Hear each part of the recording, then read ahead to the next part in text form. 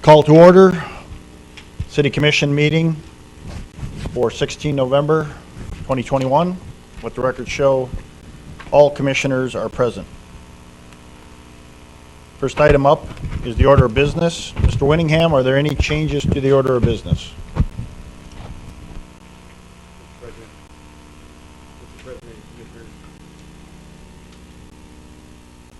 Try again.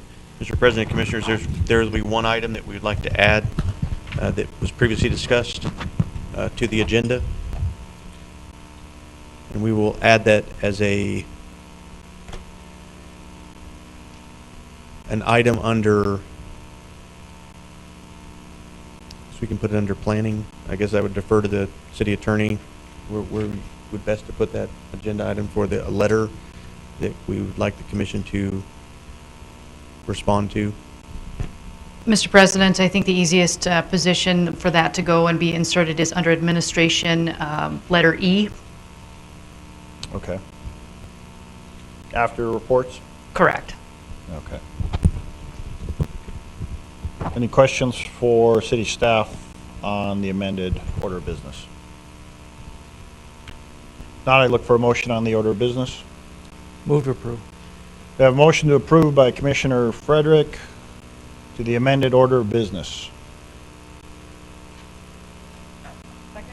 Second by Commissioner Sobolak. Any further questions, comments? All in favor of the amended order of business, state aye. Aye. Opposed, same sign. Our next item up is the consent agenda. Commissioners, are there any items on the consent agenda you wish to discuss?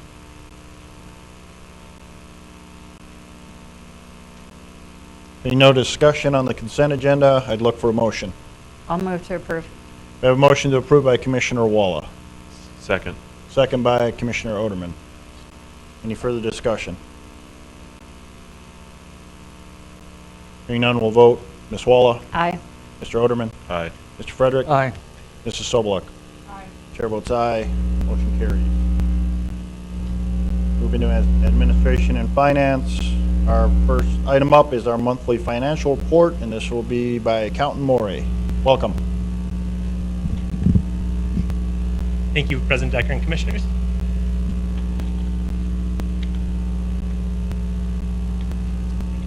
So starting off with our Treasurer's Report, as of October 31st, 2021, almost no change here from last month. We're still at about $66 million in our net working cash, down a little bit from where we were in August. We were at about $71 million. But as we've previously mentioned, we're expecting our total unassigned cash to end closer to, I believe, between the $7 and $8 million mark. So everything is still exactly where it needs to be on the Treasurer's Report. Our investments, no major changes here as well. I know we typically talk that all of our pension contributions are made at the beginning of the year, so it'll vary a little bit with interest revenue and things like that. But no major changes, still right around the $40 million mark with our investments.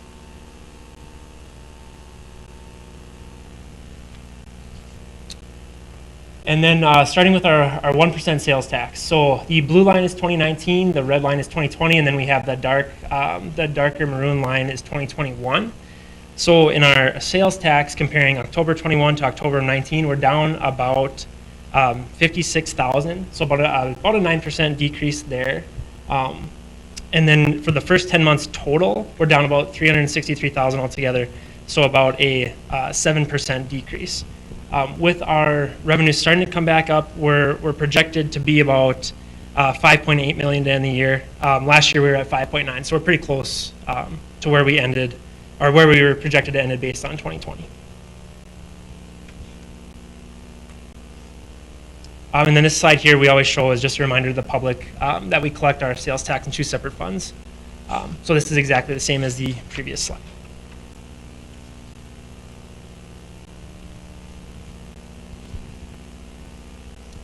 In our hospitality tax, again with the blue line being 2019, you can see 2019 was a little higher in October compared to 2020 and 2021.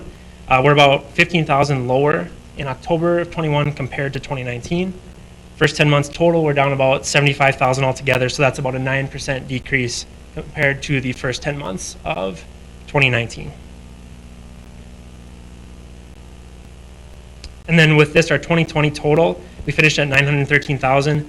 Based on the numbers we have, taking the average, we're projected to end at about a 911,000. So right on track with where we were.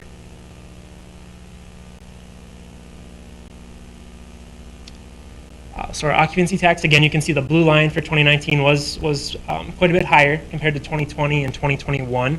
October of 21, we're down about 15,000 compared to October of 2019. So that's about a 14% decrease. First 10 months combined, we're down about 75,000 altogether compared to 2019. That's about a 9% decrease.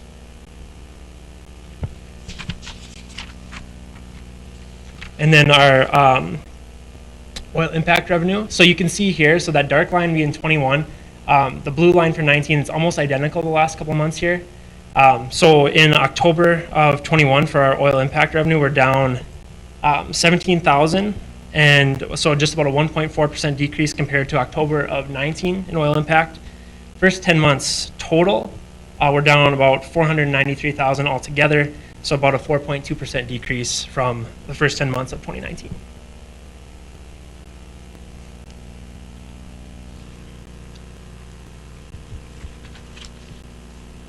And then, so moving on to our general fund expenses and revenues. So the chart on the left being our general fund expenses, our benchmark through 10 months would be 83.3%. So you can see we've spent almost 75%. So we're ahead of where we need to be on our general fund expenses. So we're really happy about that.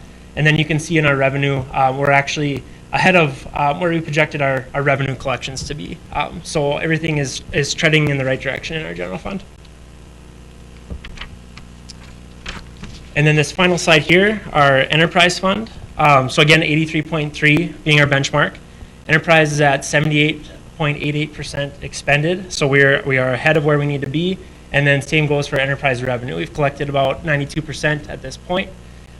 So our collections are currently higher than where we forecasted. So with that, city staff recommends approval, and I'll do my best to answer any questions. Thank you, Mr. Maury. Any questions? Mr. Maury, do you guys have any projections on where you think where we'll be at year end, fiscal year end? Because I'm looking at this, and if we're at 92% already in terms of revenue, it sounds like revenue-wise we're going to be pretty comfortable. Do we have any idea what we're going to be looking at in terms of rollover funds, or how do we refer to that as? Overage. Okay. Yeah, that's a great question, Commissioner Orderman. So I don't have that exact number, but I do believe, based on where we're at, we're gonna be ahead of where we forecasted with our collections, both in the general fund and the enterprise fund. One thing with the general fund that made that so much higher is we've had so many grants come in this year, so many that we didn't plan on. All the departments have done such a great job of going out and getting these grants. So that's one reason that one looks as good as it does right now. And I know it will flatten out a little bit because we'll adjust our transfers accordingly. So that general fund will balance at the end of the year. Enterprise fund, depending on what happens with any other additional rate changes we could see from Southwest Water, what that total water cost is for the year, we might need that revenue to offset whatever that additional water cost is. Okay. But at this point, I don't have an exact number for you. Okay. Could we get some kind of report at a future meeting in regards to those grants? Yeah, absolutely. Yeah, you would just like to see just like a summary, like an executive summary of what grants we got and what the total amount was for each of them. Be happy to do that. And one thing too, in our 2020 audit draft that we just got, you'll see it's just the federal grants, so you won't see the state grants, but they have a breakdown of all the federal grants that we spent. Yeah, I did see that. Yeah. Okay. Thank you. Any other questions? Not, I'd look for a motion on the monthly financial report. Move to approve. A motion to approve by Commissioner Oderman, Second. second by Commissioner Soboluk. Any further discussion? Questions? Hearing none, we'll vote. Mr. Oderman? Aye. Mrs. Soboluk? Aye. Mr. Frederick? Aye. Ms. Walla? Aye. Chair votes aye. Motion carries. Thank you. Thank you. Our next item up is a gaming site authorization for Buffalo Wild Wings. This is Prairie Grit Adaptive Sports. City Attorney Winko. Thank you, Mr. President, Commissioners. If you recall, items B and C, specifically related to item B, since that's the one we're talking about right now, were on last month's commission agenda. I believe the commission had some further discussion or wanted to reach out to the applicants to inquire and get some additional information before the commission felt comfortable in granting these gaming site authorizations. What I can tell you is I did do some research, did make some contacts with the Attorney General's office regarding licensing of these types of sites. In a nutshell, the city has full discretion and authority to determine which site authorizations that you do permit and deny. In this particular situation, the applicant, Buffalo Wild Wings, is an out-of-city organization. I believe that they are centered in Minot. And the question, I believe, comments from the commission were concerning whether those funds were going to be utilized in the city of Dickinson or not. What I can tell you is, by statute, if the city does grant a license, the city is not able to dictate how those funds are used.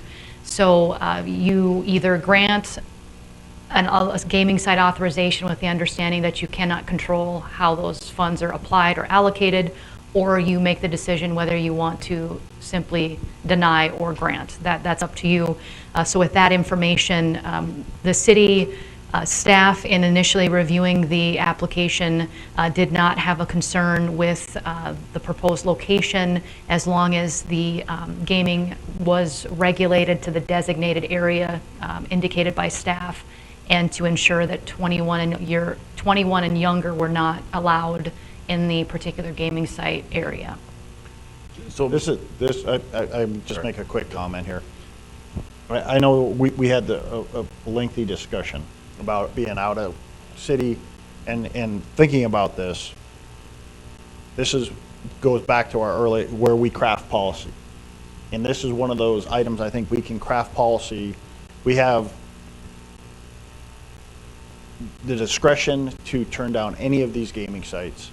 And I think the policy that we probably need to put forth is that from, let's say, just to give due time, that any site that for further future approval, even the ones that exist right now, have to be a local organization. And so we have a blanket policy that we're not picking and choosing winners here. We're just going to only approve if it goes to a local charity.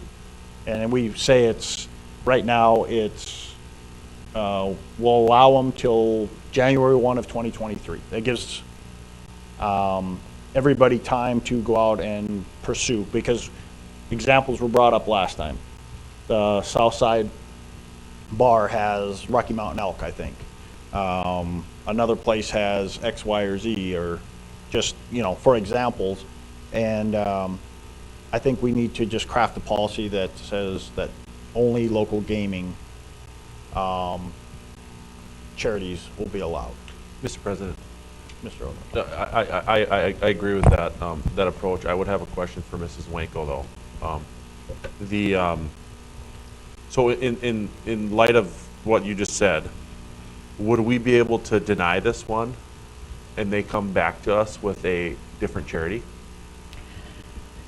Commissioner Oderman, yes. I mean, that's a possibility that could happen. As far as policy moving forward, in visiting with the city administrator, Mr. Winningham, I do think that we do need to make some changes and modifications to the existing code section that applies to gaming.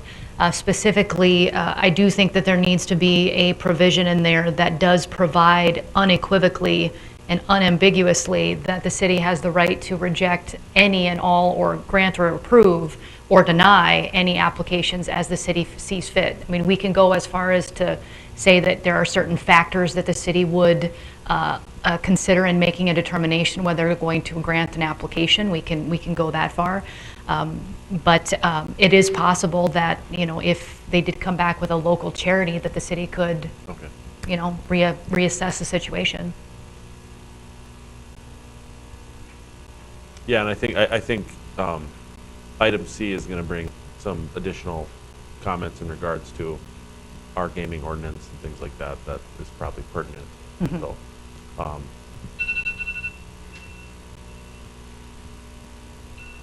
I guess I'm not opposed to your idea, then, Mr. Decker, of approving it contingent on these changes for a year. However, I would probably lean more towards denial, saying that they need to have a local charity. Well, I know, granted, this is just, sounds like we can't, can we even make that comment right now? I think the way that I understand it from the AG's office is you grant or deny. Okay. That's it. Yeah. With And no if comment. you grant, then operate under the understanding that you cannot dictate how those proceeds are allocated. Yeah, even though they say they want to work with a local, there's no guarantee that they have to distribute those funds locally, so. Well, I guess that's kind of why I like your approach, Mayor Decker, is gives them a year to figure that out, and if they want to have the gaming proceeds in Dickinson, yeah. I mean, the only thing with a year is, Yeah. I mean, it is just video, but, you know, any gaming site, there's a huge investment up front.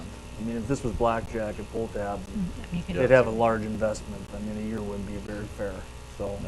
Well, then, we have the discretion to, Cameras and, yeah, we have the discretion to deny, because if we're going to lean that way in the policy, we don't want them to make that kind of investment.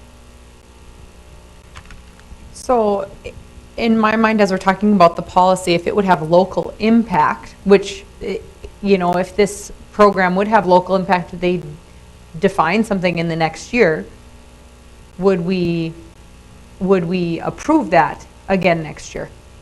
That's, to Mrs. Winko's point, we could have that as a parameter in there, but there's also no guarantee that they would have to. Sure, but if this program would have a local contingency to it, then there is something local to it. So even though it's not something out of Dickinson, if they would have a local group,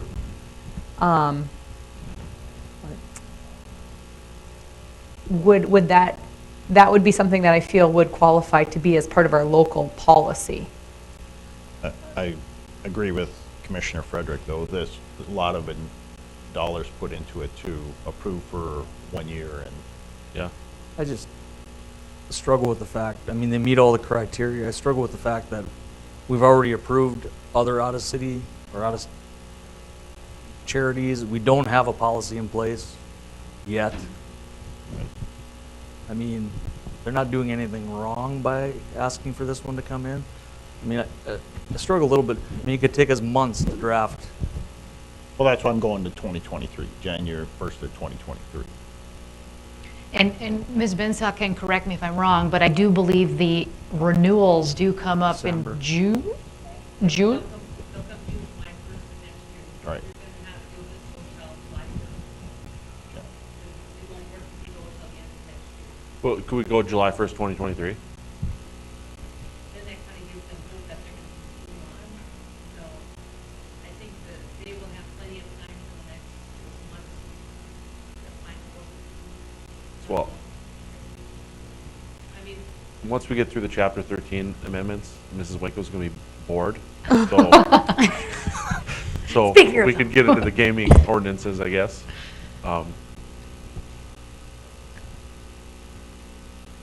If the question is whether it can get done in 6 months, yes, it can. I'm going to provide some amplifying information from the Attorney General's office, just because I think it's relevant to the discussion. We did receive some comments from the Director of Gaming for North Dakota in the AG office. This Prairie Grit has 4 sites, 1 in Devil's Lake, 2 in Minot, 1 in Sawyer. They were first issued a gaming license in November of 2020. Received a renewal in July of 2021. From what the information I have is they have yet to issue any net proceeds from gaming to any organization. They have a total of $35,121 in total net proceeds yet to be dispersed. Their bylaws do cover that they are primary purpose is to provide sports opportunities for youth and adults living with physical and developmentally disabled disabilities and are based out of Minot. I just thought I would share that with the commission. They can, I mean, I would imagine, I mean, Dickinson Hockey probably doesn't disperse any of their funds either. They spend it on their programming. I mean, that's their charity. So that, The question that we posed was, in our research, is whether, we wouldn't be able to dictate what percentage that money would be used for the surrounding community or the city of Dickinson. So that site that they would then have approved here in Dickinson, you're essentially giving them license to use that money in however manner they wish based on their bylaws. It wouldn't be money that would go to us. So that would help us draft our next ordinance. And we did have some examples.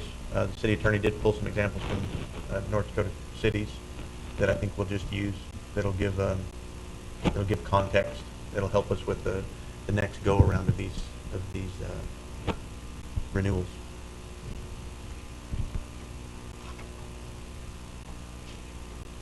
I don't know. Mr. Friedrich raised a good point there in terms of the investment. I'd move to deny this permit, and we need to get our gaming ordinance squared away. A motion to deny the permit by Commissioner Oderman.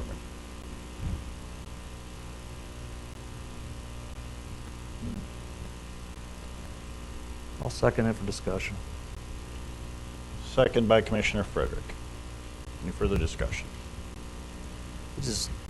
I struggle with the fact, personally, that we've approved these already. Now we've approved other ones that are going to get put on notice that they won't get approved if they're not within, I don't know, the city limits. So I'm struggling a little bit with that since we don't have anything in place. And not offering any grandfathering possibilities. Well, I mean, the grandfathering possibilities we could discuss once we get to the, I guess the reason I'm moving to deny here is that, because due to the investment that you're talking about, you're kind of forcing, if we approve this one, we're kind of forcing ourselves into a corner where we would probably have to grandfather them in too. If we create an ordinance that says, hey, you got to have local, it's got to be a local charity, with the exception of these that are grandfathered in. I think if you approve this, you're kind of painting ourselves into a corner there in terms of if we do move forward with that kind of ordinance. If we move forward with an ordinance that would say that we need you need to support a local charity, so it's the charity that puts this gaming machine in there, not the business themselves.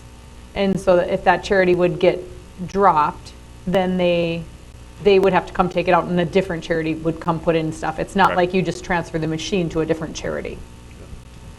I think, don't they lease them?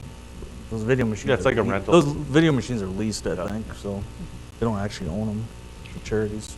And Commissioner Oderman, to your comment, the current code as it is drafted does provide that there is no commitment or representation by the city that you're guaranteed an automatic renewal even though you have been given a license in the past. So it's not automatic and it's not guaranteed.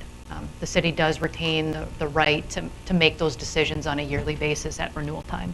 Yeah, I would be more inclined to approve this with the caveat to them that the approval is based on the possibility that we're going to draft a policy that says it's got to be a local charity and let them make the decision.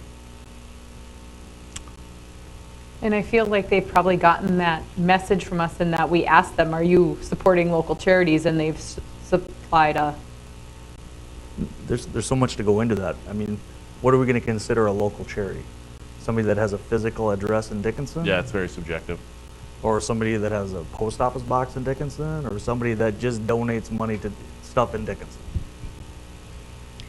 The other question becomes, how do we, as a city staff, regulate that? How do we research that as part of the renewal process?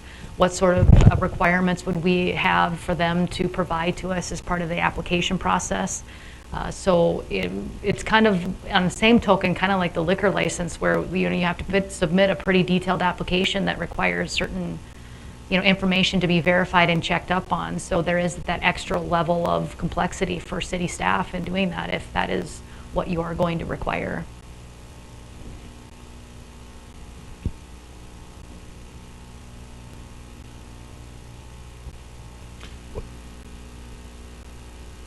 I understand that, like, there's that level of complexity there, but to me, I think if you say, hey, local charity, if it walks like a duck, it's got feathers, it quacks like a duck, it's probably a duck. I mean, I think that we can say that that's like a really hard subjective determination to make, but in practice, it probably isn't.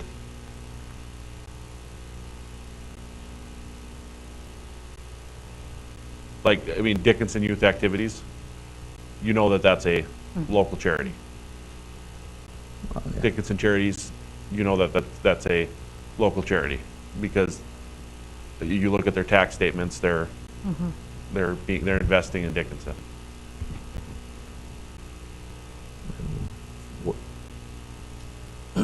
What's the parameter for investment in Dickinson, though? I mean, what if they are giving 10% of the proceeds?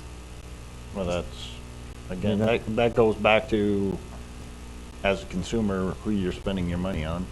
You have to be. Well, that's what I'm saying. It's a tough one. How are we going to regulate something like that? I mean, they're going to have to. Do they have to have a physical address in Dickinson, or? That could be a parameter that you set. I mean, I think the intent is maybe not so much a physical address, but, are those funds being expended for a ascertainable benefit to the citizens of this community? And that doesn't mean you have to, have an address here, but that may mean that you're donating proceeds to a school or, some other, charitable event. So that could be a multitude of things that we could come up with 100 different examples of what that could look like. I don't want to put all of those in an ordinance, so. Well, Yeah, well, and maybe we I don't. guess that's what I'm saying is like. Maybe we don't yeah. pigeonhole ourselves, like if we'd go into an ordinance, we could say, with priority be given, to somehow not make it exactly has to be that way, but somehow that priority is for local charities, that there'll be more scrutiny placed if it's not somebody that has a Dickinson address or. Yeah, I mean, I think there's a certain level of subjectivity that has to be built into any change to the ordinance that we have. I mean, for example, I think Mayor Decker brought this up at the last meeting. The Dunn County charitable gaming license that we've issued. Well, I think you could make a fair enough argument that that's local enough. But is Minot local enough? I think you could make a fairly solid argument that it's not. The other option that the commission could consider is we just simply add a very broad, open-ended statement to the ordinance that just says that the Board of City Commissioners has the ultimate authority to grant or deny any application. And then you can, again, look at it on a case-by-case basis. So if it is a situation with that policy-driven mindset that, Dunn County is sufficient, but Minot isn't, you can handle that on a case-by-case basis. So that would allow us not to get too specific in the code where we would be, again, as Ms. Sobeluk indicated, pigeonholing ourselves, but it does still grant you the authority to take every situation as it is, because every situation is going to be different. See, and I guess I would be opposed to us just codifying something in the ordinance that gives us power that we already have. Because I think we already have that authority. You do by statute, but in our code, it is not specifically stated that way. And that's one of the reasons why I think we need to put it in there unequivocally.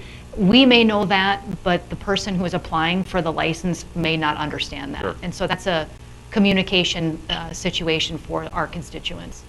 And every permit should almost just come to us. Right now, we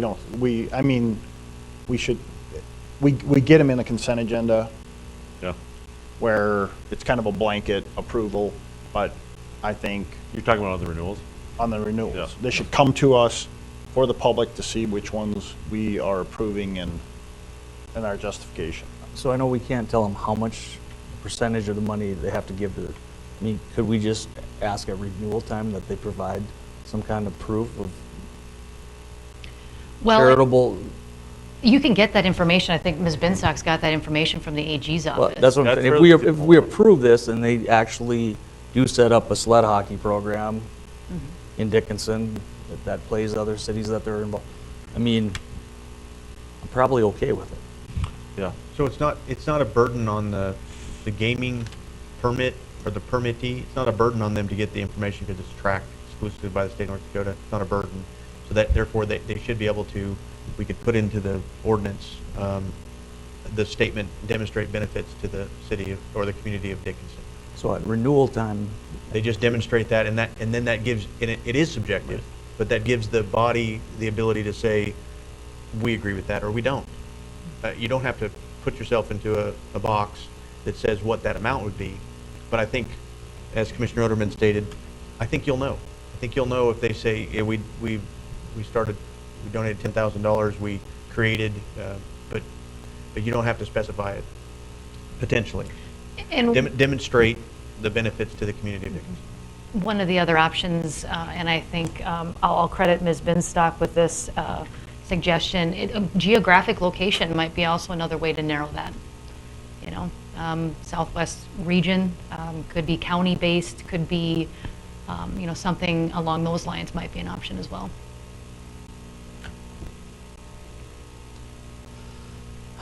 like I said, I think if we do approve this and we can put something together that says we're at renewal next time, they can show some effort that showed some benefit to the people of the city of Dickinson.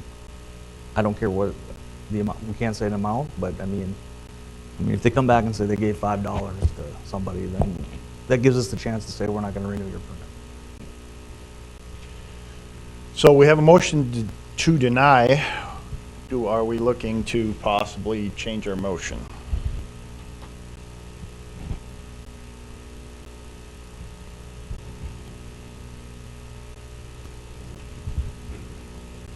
What would the change be? To approve this, and to Commissioner Frederick's point, that they prove upon, and then they take it upon themselves if they want to make the investment or not, knowing that there's the possibility next year, if they don't prove they're making any contribution to the city, we're not going to renew them. Sure, yeah, I would rescind my motion. I'd rescind my second then. Okay. And I'll make one more comment that I do, on behalf of the business, that it also benefits the city of Dickinson. They will receive partial income. You know, they receive the rental income from this gaming, so they do. It is benefit to the city because it benefits that business. Okay, so then I would look for another motion on the gaming site authorization for Buffalo Wild Wings. I'll move to approve. We have a motion to approve by Commissioner Frederick. And I'll second, but can we make sure we have those caveats that we just stated? Well, that'll have to come with our policy writing. Okay. That they, But I mean, I think we need. we've made it very clear right now that this, as a commission, when we look at this next year, they're gonna have to prove that they're making some kind of contribution to this, to the city. Or show some kind of benefit Right, to the some city. benefit. And I think we And can not just rent communicate it. that to the applicant when we inform them that the license has been granted and here's the discussion. Right. Do we have a second by Commissioner Sobeluk? Any further discussion?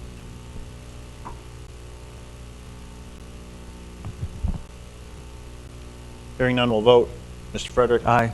Mrs. Sobeluk? Aye. Ms. Walla? Aye. Mr. Oderman? Aye. Chair votes aye, motion carries. Next site. We actually have a 5 o'clock timetable now. We're a little past that. So we have a public hearing, Chapter 13 revisions. This is the consideration, their first reading, and this would be ordinance 1731, if I'm correct. Correct. Mrs. Dominic?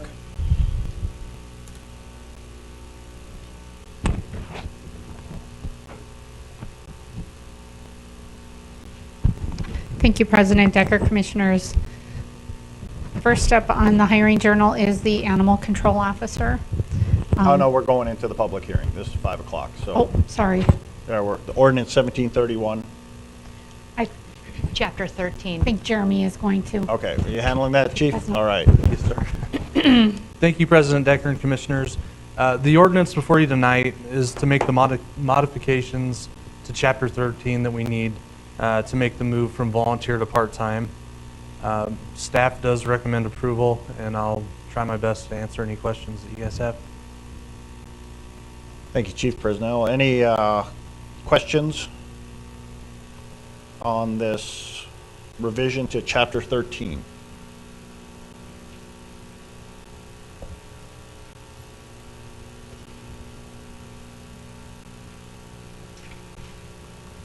This again is taking our volunteer firefighters from voluntary status to part-time status.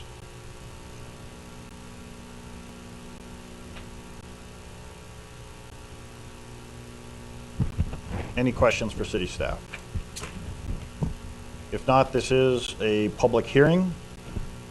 If anyone has any comments or questions about the change in status to our volunteer fire department to part-time, please come forward, state your name, let us know your concerns.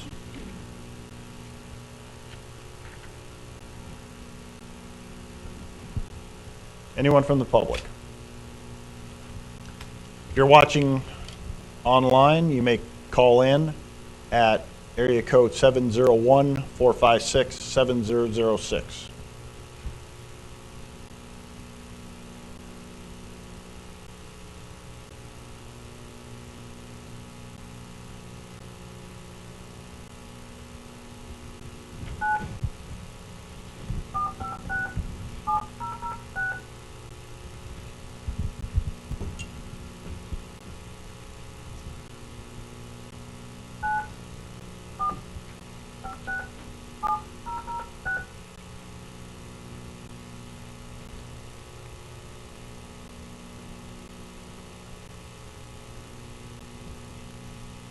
Anyone from the public have any concerns?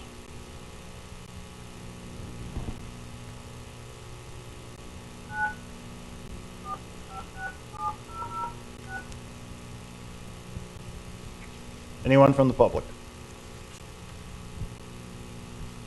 Hearing no questions or concerns from the public on 1731, Commissioners, do you have any further questions for Chief Presnell or Mrs. Nominick in the HR department? Chief, do you see any potential pitfalls or cons to this approach? Commissioner Oderman, I really don't see any because we're already currently paying them. It really is just a title change. And I will say that it was unanimously voted on by the volunteer body and also by the retirement board to make these changes. Okay, thank you. Any other questions?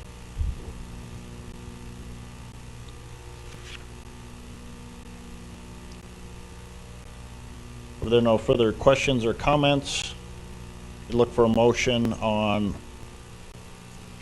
1731. I'd move to approve.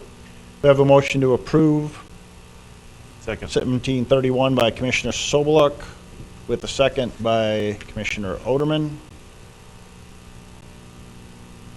Any further discussion?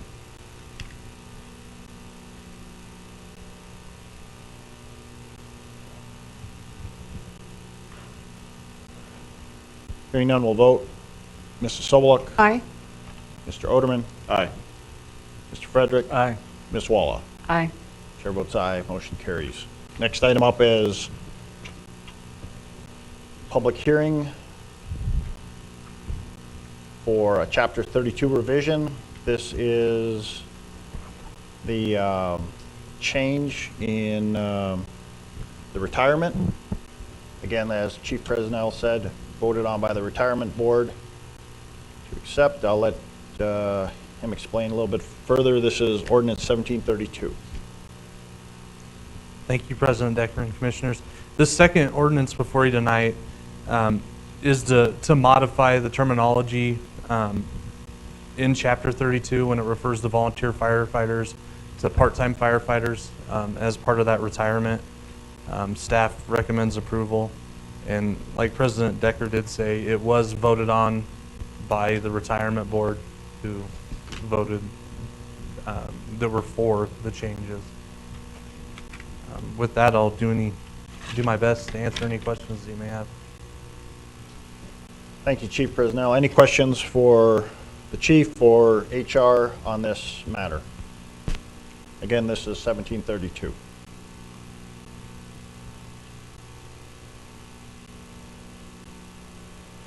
This is the first reading and the public hearing. So if there are no questions from commissioners, I'll open up the public hearing. If anyone has any concerns or questions on this revision to our Chapter 32, please come forward, state your name. If you're watching online, again, 701-456-7006.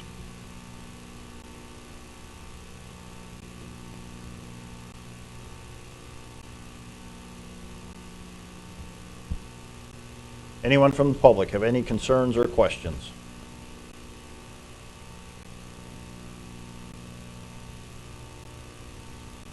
Anyone from the public? Seeing no one from the public has any concerns or questions, I'll close the public hearing. Commissioners, do you have any further questions on this revision to our Chapter 32? And this is in regards to the retirement and pension fund for the now part-time part-time firefighters.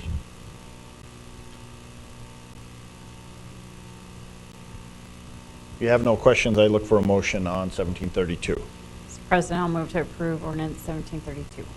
We have a motion by Commissioner Walla to approve 1732. Second. Second by Commissioner Frederick. Any further comments or discussion?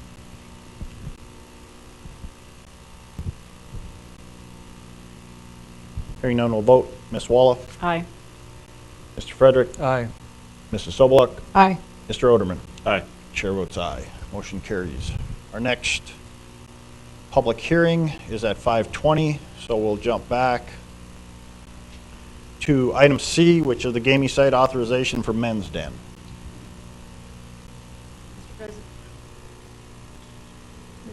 Commissioners, as indicated previously, this again was brought before the commission at last commission meeting. I believe the comments that were had at the time from the commissioners were regarding the location, potentially granting this particular application. The city staff did not have an issue with granting the application if the gaming's machines were in an area designated currently as 21 years or older, and they would not be allowed to take those gaming machines or any other pull tab machines outside that designated area. So that was the city's requirement with regard to that. And I believe the discussion will then lead into you as commissioners whether this is something that you want to approve. And so I would turn it over to you for discussion. Thank you, Mrs. Winko. Any questions for city staff, comments?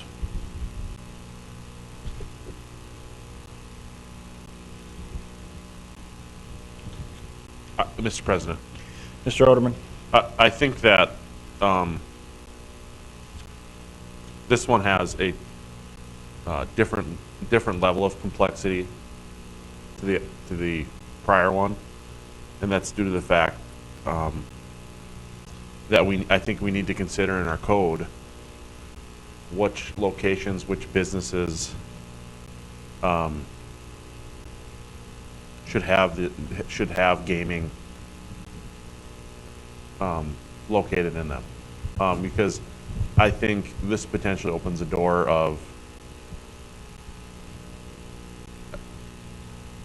I mean, I would argue that if you allow them in Men's Den, and we have, I mean, liquor license, I mean, this is a conversation we've had with the liquor licenses too. When you allow this type of business to enter into a commercial setting like this, who do you say no to? And so I think this is another one where we need to dig into our code a little bit on what, but yeah, but because the thing I struggle with is we talk a lot about what we will let citizens or businesses do as a city. And I struggle with that because the assumption should be that is that if it is not codified and expressly prohibited in code, the assumption should be that you can do it. And so I guess because we don't have it codified in code that they can't have a gaming site at Men's Den or Walmart or Menards, what's stopping them from setting up an area in those businesses for gaming? Commissioner Oderman, to answer that question, you are what's stopping them. Because only you, as the commission, can grant authority, and also they do have to go to the state. So your collective opinion will determine whether or not they can do that. And that, again, it kind of goes back to a case-by-case basis where this business you may not feel would be appropriate to have a gaming site, but another business may. So they can't do that without your approval and without your authority. And so that's the discussion that you all have to have, and whether you think that this is an appropriate place to have a gaming site. And if not, then the motion would be to deny. Because I agree with you. We are what is standing in the way, but I think philosophically I might look at it a different way. Is that philosophically there should be nothing in the way if there is nothing codified in our city code, and we don't have anything in our city code right now that prevents. There's like also there's no reason why we should deny this. That is a good a point from the perspective of what's currently existing in the code. There's also no parameters in the Century Code that provide what are good reasons why you should or you shouldn't. That's why it's placed back on the jurisdictional, the local municipality to make those decisions. And again, it's going to come down to what all 5 of you feel is appropriate.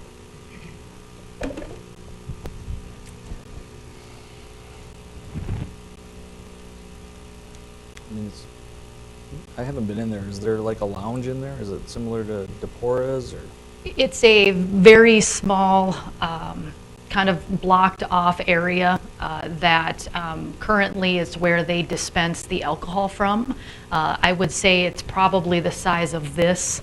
It exits to the side of one of the, I think it's to probably the west, and then you have to enter in a small kind of barn door type of area. It's a very small enclosed space. Like 5 by 4. Small.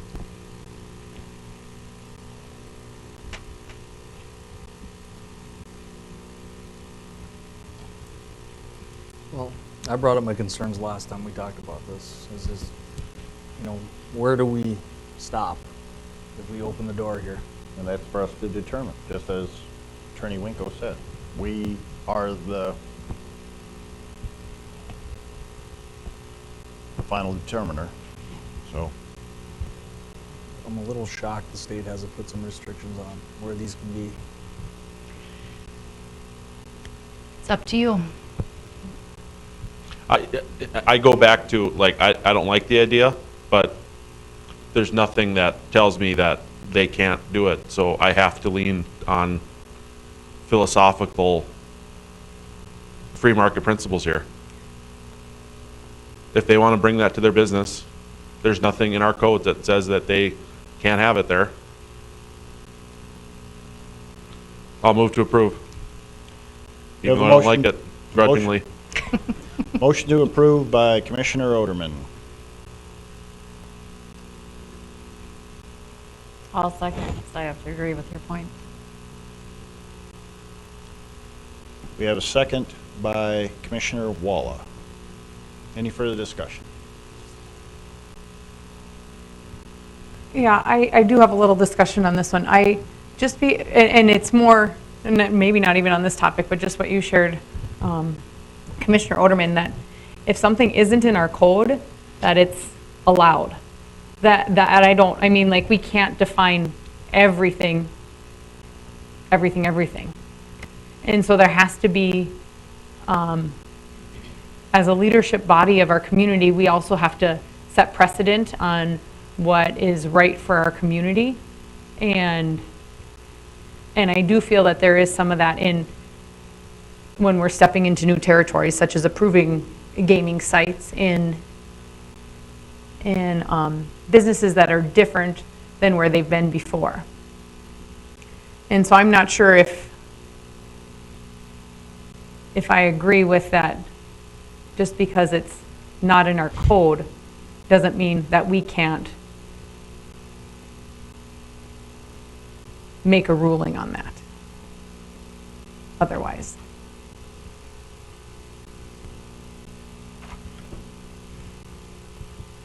Any further discussion or questions?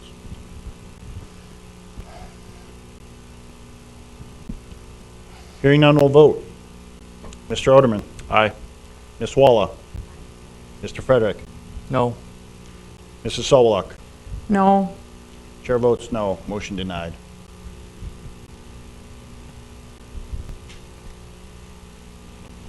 Hey, I want to say, good job. We don't have a lot of 3-2s.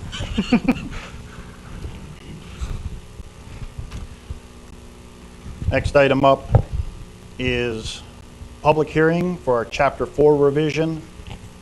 It is consideration to approve the first reading of Ordinance 1733. Correct.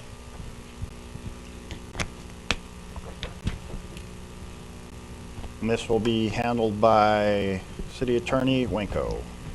Mr. President, Commissioners, to get this ball rolling here, we've had a work session discussion. We've had a last discussion at the city meeting, a city commission meeting.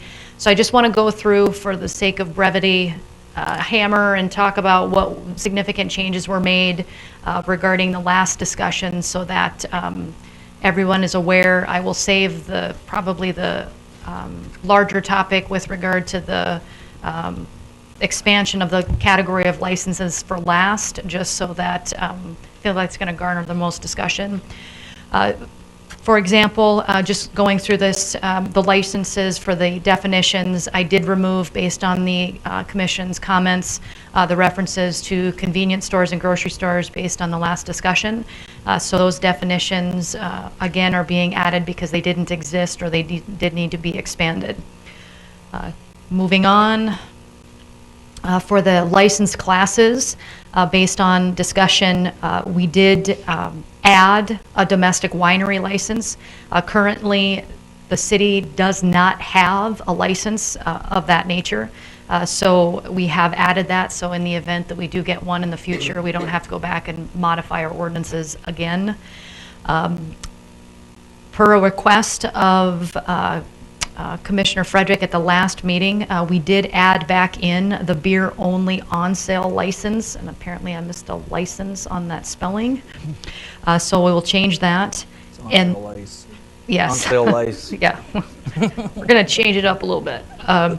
And then we did add the beer and wine only on sale as another option. Previously, it was just the beer only, so that will provide another category of license for an applicant who chooses to exercise the right to sell beer and wine. And then, of course, category M would be the beer and wine only off-sale license. So I'll come back to that one. As is indicated, what I did for purposes of clarity, I removed the license requirements and classifications which specifically relate to, I added in, and expanded on the existing licenses definitions, made them more involved, more detailed, so that you can see those changes. I don't recall there was a lot of discussion about those at the last meeting, except with regard to the beer and wine concession license. Last meeting, we did discuss what that needed to look like. Based on some additional research and some comments by Commissioner Frederick at the last meeting, we did go back and double check. A while ago, and I don't recall the time, but it was an ordinance, and I believe the ordinance was Ordinance 1649.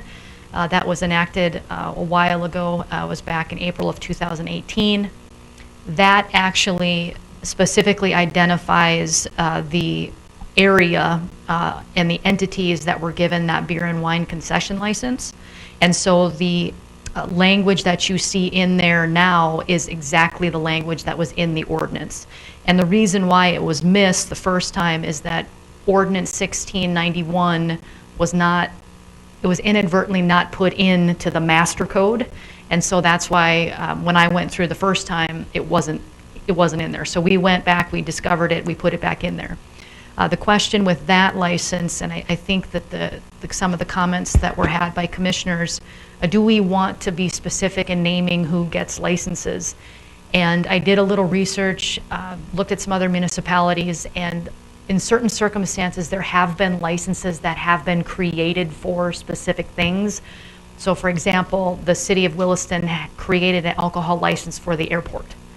So it is not unheard of to do it that way. Currently, this is the only one of these we have. Whether you want to expand that or not is up to you, but the language that's in here now is what the code should be. So I leave that with you for further discussion. And then moving on, like I said, I added additional language for the other licenses that did not exist in the code section.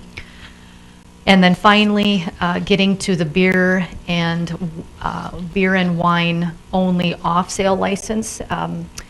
Based on the discussion that we had last time, there were 4 topics or 4 areas that you wanted to see modified with that.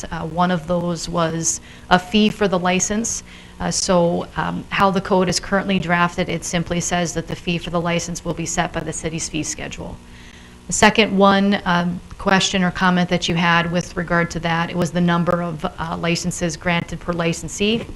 So in order to address that, I did add in the section 4.08120, which is number per person.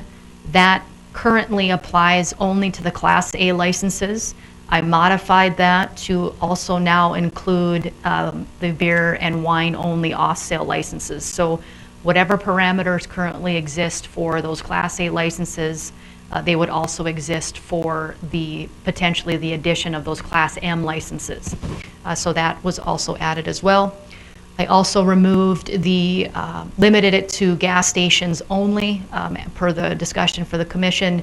And then the final number 4 topic for discussion was the transferability. And just so that you are aware, the city is the licenses transfer. And so the way that the code is drafted now, any license is transferable. So unless you wanted to make that change, the city's code does provide for that. Of course, the transfer has to be approved by you as the governing body. So if you have any questions on that, I'd be more than happy to answer them and wait for your further discussion. Thank you, Mrs. Wenko. Are there any questions for Mrs. Wenko on the changes to Chapter 4?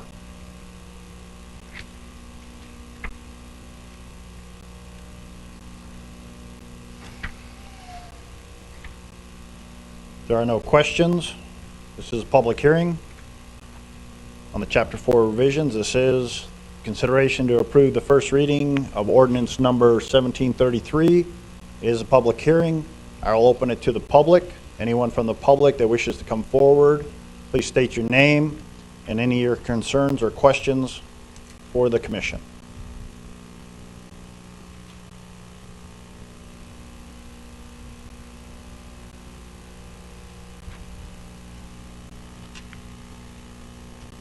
Good evening, President Decker and City Commissioners. My name is Don Paul. I'm here representing my wife Linda, our son Casey, and myself, as we are owners of Ponderosa Liquor and Town and Country Liquor. And we've had that business is owned and operated for the last 25 years by us. And the question we have, is there really a need for more licenses in Dickinson?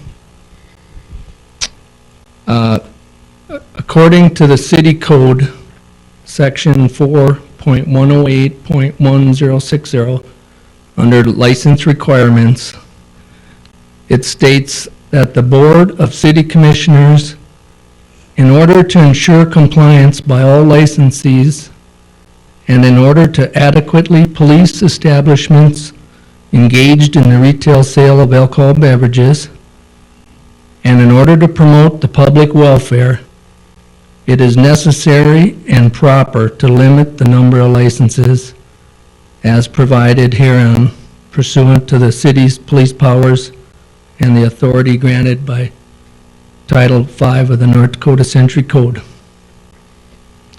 And that is exactly how we based our decision to purchase 2 liquor licenses.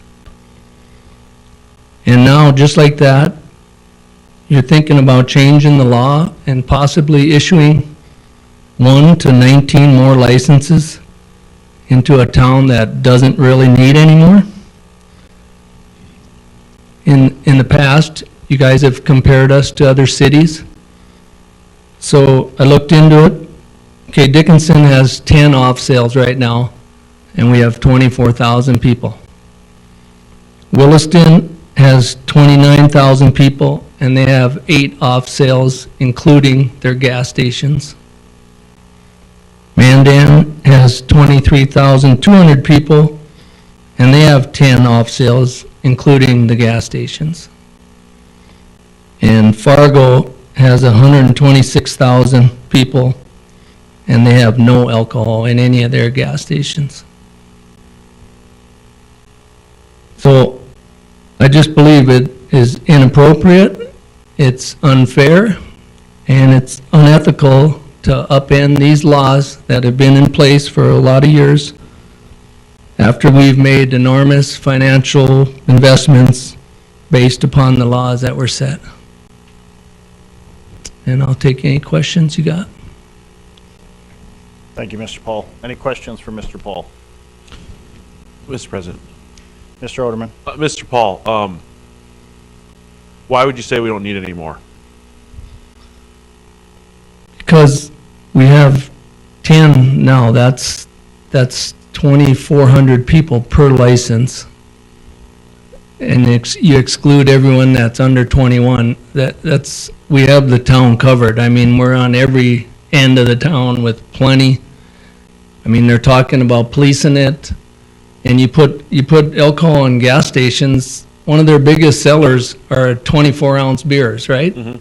Well, there's about 20 of them now or more that are 8% to 14%. So now you're just inviting anybody that wheels in off of interstate to grab a beer, and you can't even drink one of those without being over the limit. And they're getting back on the highway, going 75, maybe 80, who knows? I mean, that's how people get killed. Don't they have to drive to your store in most cases? Yes, they do. And we hope that they're going home to drink it. We don't just, okay, let's a free-for-all here and just whip in anywhere and have that temptation to get something. Plus look at all the kids that are in and out of gas stations. How do they police that? I mean, you can't even keep track of all that traffic. And you got a lot of out-of-town interests that hire people just to run them. They don't have any skin in the game. That's a fair point. I would imagine that Chief Dossinger, maybe you can weigh in on this. With us having to oversee tobacco licenses and things like that at those gas stations, would it add to your guys' work hours at all? we would just have to increase, take a look again as far as are we doing compliance checks, incorporate those businesses into those as well. We'd have to definitely, do periodic stops as far as hours of operation in which alcohol can be sold at those locations. Certainly, as the police department, we're not going to be an advocate for more liquor licenses in our community, obviously.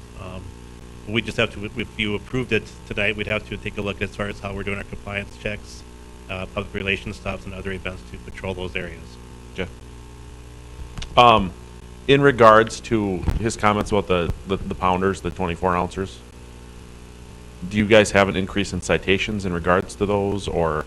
Because that is something that I've had a couple retailers tell me is that, yeah, that those are flying off the shelves. So like what Mr. Paul is saying is correct. So I mean, have you seen an increase in citations where they've got these larger 24-ounce beers in the cup holder? I'm not directly, I'm not familiar with any increase in open container citations in regards because pounders are being purchased or sold. Obviously, if you have an open container of any size alcohol, it's an open container. I'm not aware of any increase in pounders, size beers. Okay. And then Mr. Paul, just one other question I would have for you is, I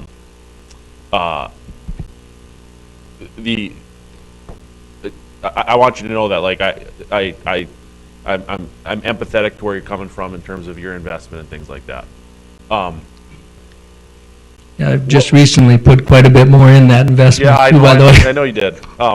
So, I mean, what would you say to a citizen who says, I'm going fishing, or I'm going to the lake, and I got to make 2 stops. It'd be great to just be able to go to Rosie's or go to the Hub and pick it up on my way out of town.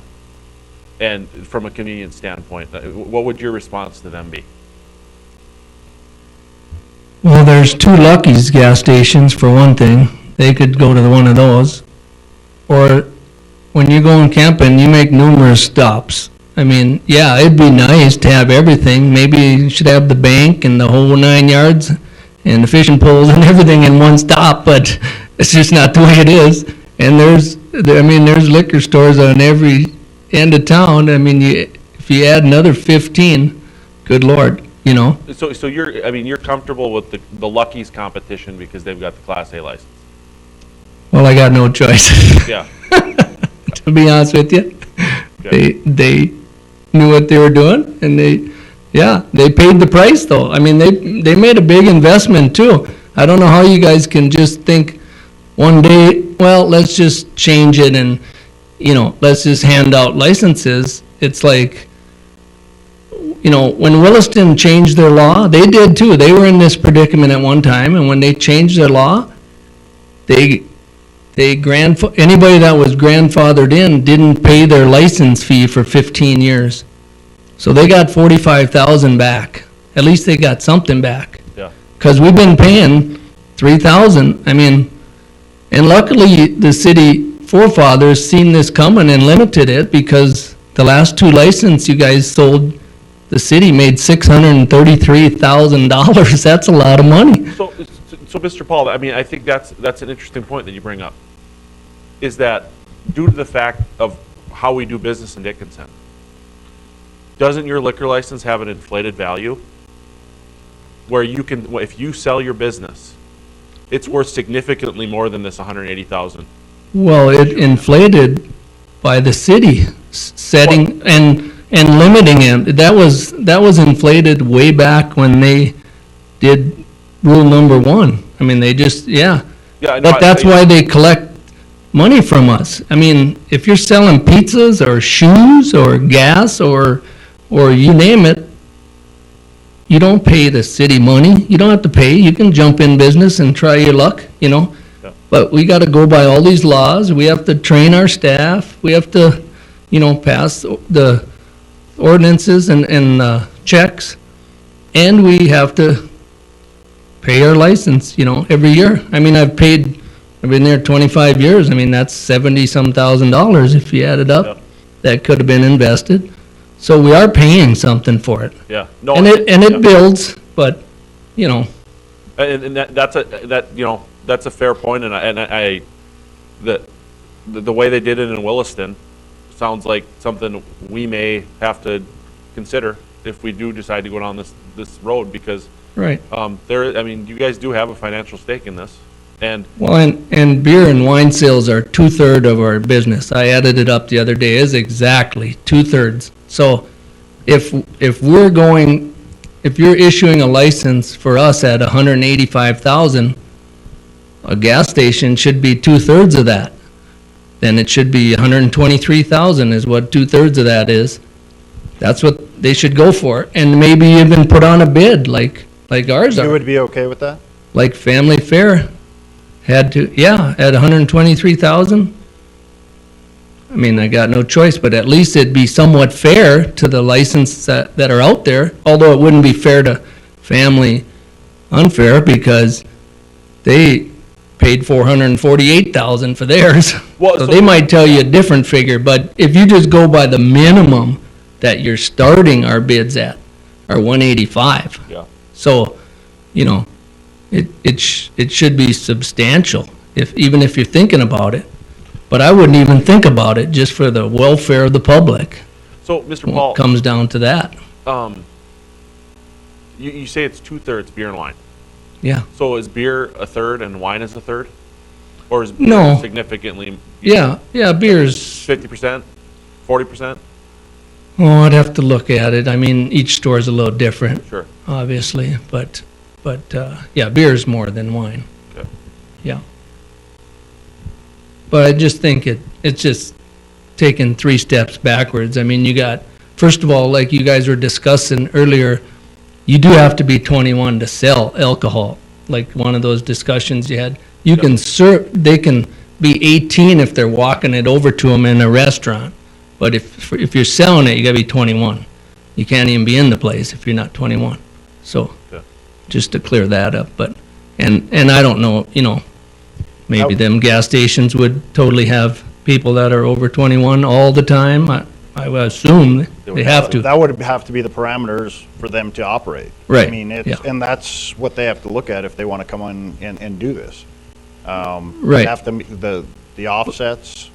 But at the same time, they have a lot, I think a lot of them, I don't know for sure, or they have some underage people in the same building, just on the other side of the wall, going and coming, whatever. You know what I mean? It's pretty easy to get their hands on it, or, Oh, you drive to Belfield, Their you can go on the friends. super pumper. It's right there, right beside the till. yeah. That It's would in, it's in, basically be the requirements, same requirements here. right. They'd have to offset, be secure, no 21.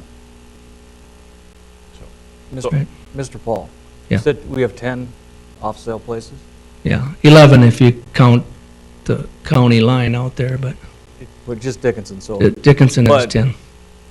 all 18 licenses can sell off-sale, correct? Right, actually, yeah, we could say 18, but, yeah, we got 10 that are just in, Just Straight- liquor stores or type liquor? yeah, But for the public record, it is 18 commercial Yes. on-sale license, liquor license in the Yes. city of Dickinson, and we have 25,624 people.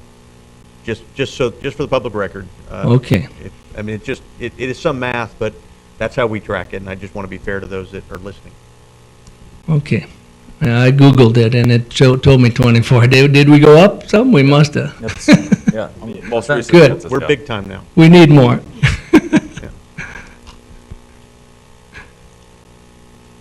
and I think we've left open for the actual fee for this license. We have not determined what it would be.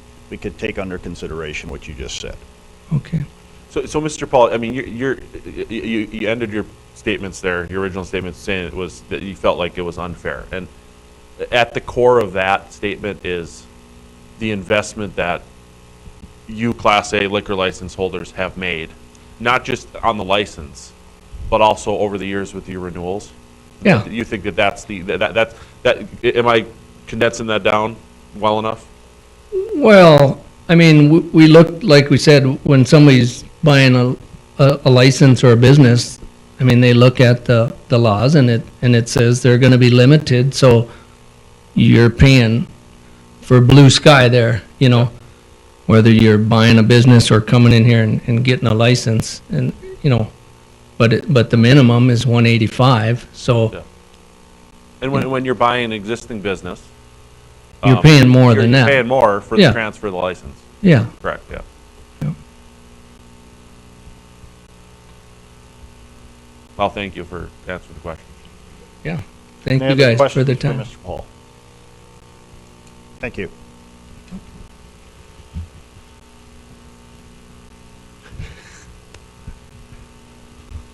Anyone else have any comments on Chapter 4? Good evening, Commissioners, President Decker. My name is Dean Valesky. I'm the owner of House of Booze in Dickinson. Donnie Paul is a tough act to follow. He's one of the most experienced liquor store owners that are in the city, so he has a vast knowledge on the subject, and he covered a lot of it. So I apologize in advance if some of this is going to be repetitive, and based on some of your previous discussion, also on some of the gaming ordinances, that some of it might double dip, but I guess that's kind of what public hearings are about. I am opposed to adding another off-sale class, and I outlined the details and made some points in a letter that I sent to each of you last week, which I felt served this issue better than talking through it, when much will be missed in this public forum. But I do have another broader question to ask that is directly related to this issue. I'll try to be brief. I'm questioning why we don't follow these ordinances as they are written, both the old ordinance and the revised ordinance, which I guess I have not been able to see the new revised ordinance. I don't know if it has been published. We were kind of looking around for that. If it is, then I missed it. To be more specific, the ordinance says no more on-off sale licenses shall be issued. We are discussing adding an off-sale license. I know it continues to talk about population changes, etc., but I would guess that the intent of the ordinance is the same. A different class doesn't change this. The original ordinance of limiting licenses was put in place to more than likely solve a problem or to regulate, because we're talking about a drug. Adding a class just because there is a request goes against everything that this ordinance is trying to regulate. Another example of us not following the ordinance as it is written is from the discussion last meeting and again tonight about gaming machines in restaurants when you were discussing the permits for Buffalo Wild Wings. Under the restaurant license language in section 4.08.60 part D item 3, the existing and the new ordinance, it specifically states no electronic or mechanical gaming devices or games of chance shall be allowed upon the premises licensed hereunder. But when you look around town and discussing Buffalo Wild Wings in the last meeting, that isn't even considered in this discussion. It is written that way. We should be following that. Or we should be going through this revision and amending it as such. There are several restaurants with restaurant licenses only, and they have gaming machines. I don't mind gambling. I do it myself, and that's not my point. The point is that these ordinances have some very clear language in them that does not appear to be followed. There's clear language that says I can't have minors in my store.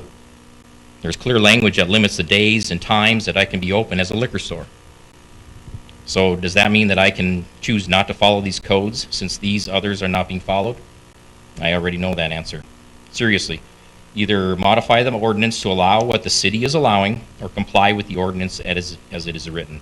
This is very misleading unless someone can explain what I am missing while reading these ordinances. The off-sale license class to me has the same issues. We cannot have a double standard. In the case of on-off Class A sales licenses, we limit license numbers in possession, we require to bid the price, and we also limit their availability. But then we go and potentially add the off-sale class and don't require any of those same restrictions. And I know we did talk about that a little bit tonight, that some of those are being added to the revision. This is clearly a double standard if it is not. There are even more restrictions than this on the on-off sale class, like minors on the premises. An off-sale class would probably allow minors on the premises because it is a gas station. And yes, there would probably be a separate section where minors are not allowed, but the code states premises. The Century Code goes so far as stating that minors are not allowed on those sites after 10 p.m. as well. How can that be policed? So I assume it may not be able to be followed either. Technically, there is a path to getting a license. It's how I got mine. And I never have been approached about selling mine by any of the people who are requesting this change or this class added. Changing the ordinance to allow it now is not right when we have complied with these regulations for years and incurred great debt in doing so. Thank you. Any questions? Any questions for Mr. Valesky?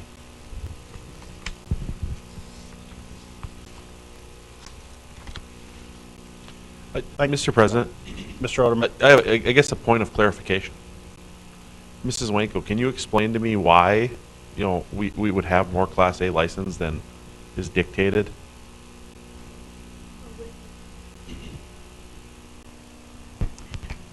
I believe you're probably referring to, under subsection A, it required that in December 31st of 12, there was a certain population that said that the city was going to set it at 17, and then it also says that due to increase of population, the city can, within its sole discretion, add a license based on the existing population.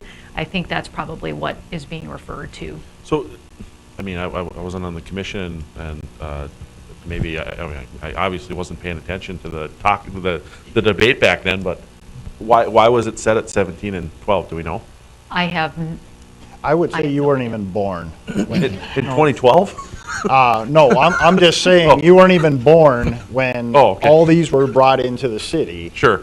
And this original ordinance setting a limit was crafted. This was the county before, yeah. Right. Yeah. And there was other ones that. Yeah, there was something, if you close down your drive-throughs. Right. All the licenses got, I don't remember, but I remember hearing some of the history.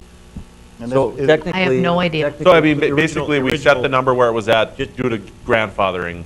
Right, for clarification, it's set on the number of population per license per 3,000 people in the population. So we haven't achieved that 19 for the license, so we are capped at 18 until we get another probably 2,000 people by census. And we're not going to do that because we'd have to spend money to do our own individual census for the city. So it'll be some time before there's a 19th license. The distinction is that it's liquor license, which is Class A liquor license, and we're referring to alcohol. So there's a distinction. That's the way the statute's read, that's the way our code is drafted, that there's distinction between liquor, which is the Class A, which would be hard liquor, and that's how the statute lays it out. And these are more licenses for alcohol, which is beer, wine.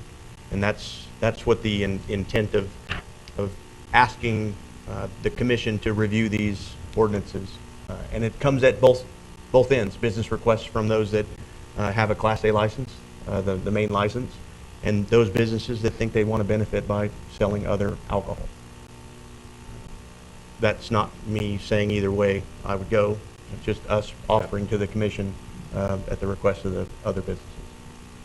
One clarification on what you just said as far as beer, wine is alcohol. In the Century Code, liquor is defined as everything but beer. And so wine is placed in liquor.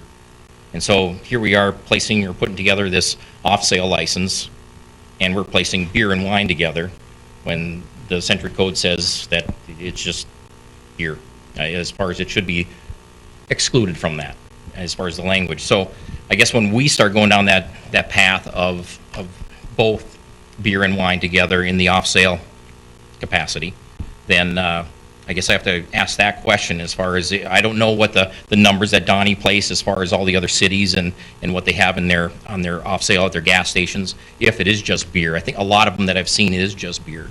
And so, but we're going the extra step in throwing wine in there also. And so then when you got the number of 2/3 of our income in that, it's just compounded. So pulling wine back out helps that a little bit to some degree, if there's any kind of area of compromise. So, well, that's what I was just going to ask. I've made Does that that make it a little more palatable? No, and I'm open. I've made that I'm open suggestion to that. before. What's everybody else think? I mean, if there's any kind of negotiating. You did talk about that last meeting. Yeah, I talked about that. You know, I've told some of the convenience store people have called me too that I could be swayed to consider maybe a beer-only license. I mean, is that more palatable for you? No. It still comes into all the regulation piece of it, and what Captain Dossinger also said as far as the patrolling it and the policing it of it, and where it's placed, and like you said, Super Pumper in Belfield has it right there in front of everybody. It just opens all that piece of the Pandora's box up. So it becomes very difficult then, and then I have to take off my liquor selling hat and put on my dad hat, and then I'm worried. And so it becomes a very slippery slope. So that's what, there's a reason that the progressive city of Fargo doesn't allow it in their gas stations. They've had these deliberations, they've had these conversations. And so that's where I go with it.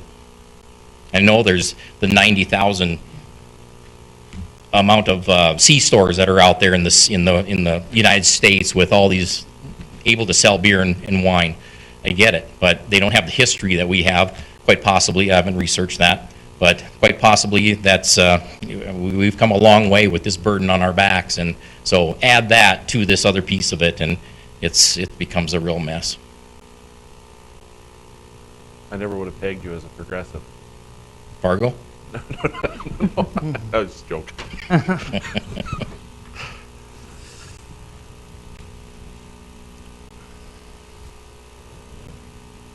Any other questions for Mr. Valesky? Mr. President, I do, for the public record, I do want to, maybe we'll go back with city attorney and look at what we did in our provision for this ordinance is we did put liquor as anything except beer, wine. And you may be correct with Century Code defining it as anything other than beer. And then we did discuss that. So that's a point we can also review. Okay. And making that case that we take wine off could be one of your considerations for a motion. Is that a significant change, Mr. Winko? The definition? Yeah. I think as long as our code explicitly identifies what we are defining, we should be fine. Again, the city is allowed to be more restrictive than the state, so that is a possibility. And that, like I said, the way that it's currently defined is, let me find it. Anything other than beer and wine. Correct. Yeah. One beer is very broad. I mean, White Claws, all that stuff's considered malt beverage, I believe.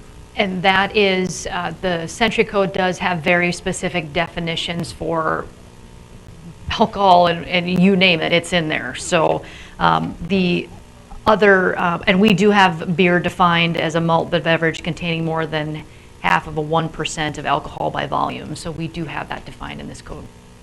That is Century Code language. The only language that we deviated from is the liquor being defined as anything other than beer and wine. And so that's the distinction that we made in our code. And obviously, there's probably some age on that code as far as the Century Code, especially with like what Mr. Paul pointed out with the 24% beers.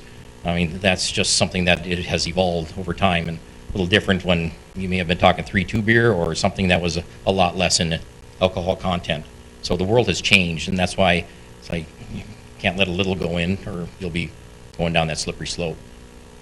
Because it's hard to differentiate then from there, just calling it beer. Just then it becomes a labeling issue. Mm-hmm.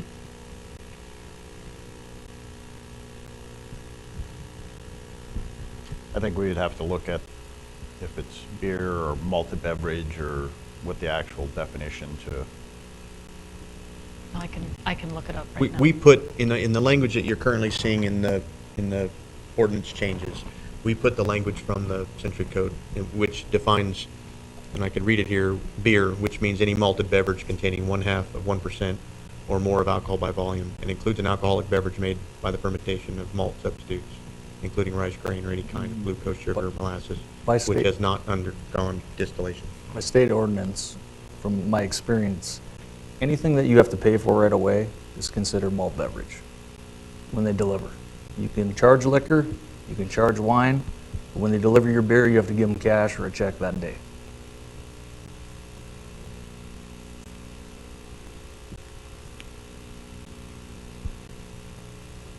So I would guess that includes White Claws and all the drinks, because I'm pretty sure they're considered malt beverage. I would say that you're correct.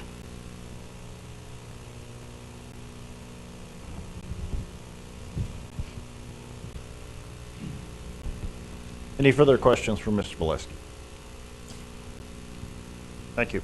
All right, thank you. Again, if you're watching online, 701-456-7006.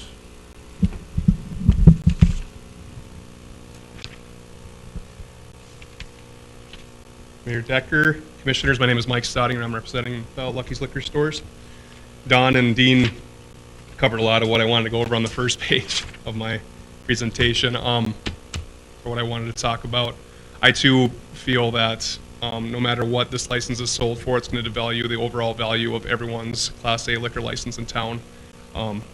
So it's not good overall. But my concern was having two liquor stores attached to C stores was how the city is going to keep the playing field level as far as steps we had to take to keep the liquor stores separate from the C stores.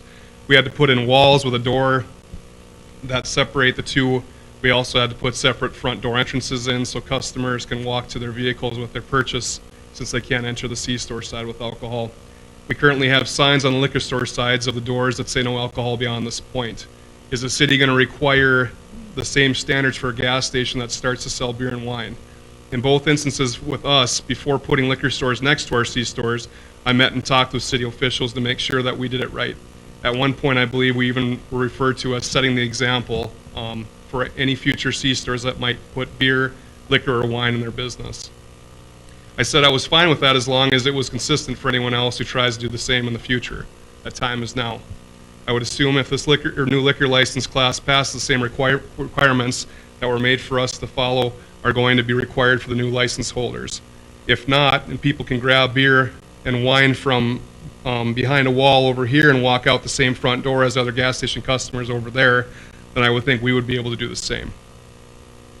We inconvenience customers almost every day by not allowing them to walk back into the C stores if they need something else on the other side of that wall. When they ask why they can't take alcohol into the C store, we tell them it's the law, which technically it is. All I'm saying is keep it consistent whether it's a C store, grocery store, or retail store that has alcohol attached to the same building. What plans does the city have to ensure that the new Class M license holder has to follow the same rules we had to follow? It doesn't really say that in the new ordinance, how it's going to be separated out from the C stores. Well, when it comes to planning and zoning, they have to bring the site plan to you guys. Not for that. No, not for approval? It goes to the PD. Captain Oh, Stiani okay. is What goes- involved with that. And that's who I met with. Yeah. It goes to site plan, right? And then you guys review it too? The city's site plan, not planning and zoning. Goes to site plan for a major remodel like they did. That's why it goes to site plan, but if it has anything to do with alcohol-related issues, we look it over at the police department. And Mr. Stoudinger was really good to work with, and I believe they did set the example in how it. As were you. So, And City Administrator Joe Gao was there as well, because we wanted to make sure that it was right. And like we said, it was going to be the example that was going to be set for future stores. So I know there's some cities in the US you can walk in, walk to the end door, grab a case of beer and walk out. That's just the way it is there. But, yeah. Yeah, Mr. President, Mr. Stoudinger, I would say if this is something that we move forward on, your stores would, I would hope would be the model I think that of what we expect. Or at least some type of variation of what you guys did, because you did make a significant investment, and I think your stores are laid out very well for what you guys do. And you should be lauded for that, the effort and the intention that you guys put into it.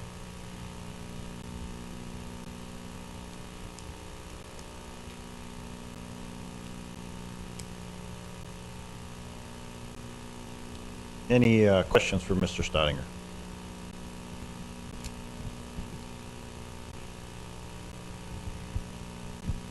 All right, thank you.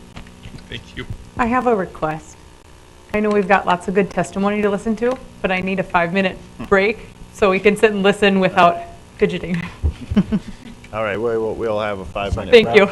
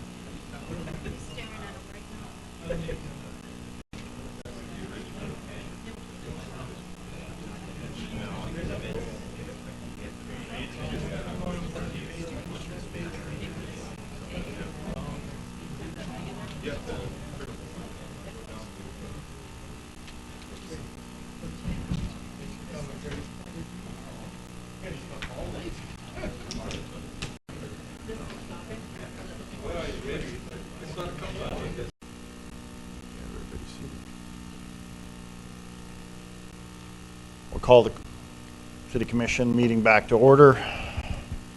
We are still in public hearing. If there's anyone else that wishes to come forward, please state your name. Let us know your concerns or if you have any comments. Good evening. Tracy Tews, representing Liquor Warehouse and Southfield Liquors TH Investments. Mr. Valesky and Mr. Paul and Staudinger did a lot of the heavy lifting. Just going to mention a few things. I've been a liquor license holder since 2002. A lot of these ordinances predate me. So I agree with Mr. Decker. They were limited before I even got to the show. And that is what changed the value of a lot of licenses going forward. I agree with if this goes forward that the fee should be more substantial than what you're talking. Adding any license is kind of prohibitive to what you guys have been doing the last 20 some years that I've owned licenses. So it is going to devalue every business venture that we've entered to have liquor. One of the things that I was really concerned about, which is still a concern, is a different policing issue. According to your ordinance, how people shop, such as Staudinger had mentioned, and how people store alcohol in other stores, there's still 3 stores that don't even comply to your ordinance in Dickinson. And we've turned them in, we've talked about it. We talked about it with the blue laws, and they didn't comply for years. And the compliance never happened. So policing of the ordinance that you have now isn't happening. It's absolutely not happening on a daily basis, and you're going to add 19 more licenses. So I have no faith that if you would add any licenses, that policing could be done. There is a very strict way on how we have to store liquor, on how people can come in and shop it, and it's not happening on 3 of your locations. So, the other thing is proximity to other stores. If we have another ordinance that's beer, wine, or just beer, there could be stores 100 feet apart. One of my locations is literally 75 feet from a convenience store. So convenience of, I got my fishing pole and I'm going fishing, the convenience is already there in Dickinson. It's at 4 ends of the town, north, south, east, west. I don't buy that for a moment. I own a store in Bowman. I own a store in Mandan. We've had these conversations. That's a moot point. There's ways to get liquor licenses. There's 3 liquor licenses for sale right now that I know of. If they want a liquor license, they could buy one. They could even petition the city to bid for another one. So not being available and not having entry to the market, that's just false. Proximity is a big factor, I think, on a couple points that Mr. Paul brought up. Our population and having the amount of places. I can go get an eye exam and have a beer in Dickinson. I don't know where you can do that. Any other city. So I think getting alcohol in Dickinson is not a problem. I'll take any questions. Any questions for Mr. Tews? Mr. Tews, I do have one, like, if you can provide me those three businesses, I'm sure you. Absolutely. Family Fare has a door that you could enter right into the grocery store. So you could buy liquor and enter right into the grocery store. It's unmonitored. It happens all the time. They also didn't comply with their blue laws for, I don't know how many years. We turned them in 3 years. They were opening at 8 o'clock on Sunday for when they opened. Never did they get shut down. Walmart's storage room is combined with their storage room and back. Can't have it. So is Cashwise. They unload liquor at the same place they unload milk. We all have made a substantial investment to separate those factors, that it's not happening now. And I get told that, well, they're corporate, we don't know who to talk to. I'm a corporation. You guys find me. Mr. Tews, who have you made those complaints to? We've made them right to Siani for Okay. years. And the Family Fare one was finally addressed 2019. So if you made those reports to Captain Siani, there'd be a police report documenting those? I don't know how he handled them. I have personally called on him too. So has my liquor store manager and my partner, Scott Klug. Thank you. But how long ago did this happen? Cash-wise and, yeah. I mean, we just stopped calling. Well, I have a hard time never believing that changed. these issues weren't addressed. Well, I was just in Cashwise 2 weeks ago to look at a water leak. There was milk, there was Bud right beside it. So We normally don't search storage rooms. You understand that? I understand that. That's not a normal process of what we do. But in my stores, there has been. By who? When they came and did their site visits and when we proposed maps on how to deliver beer to the back door.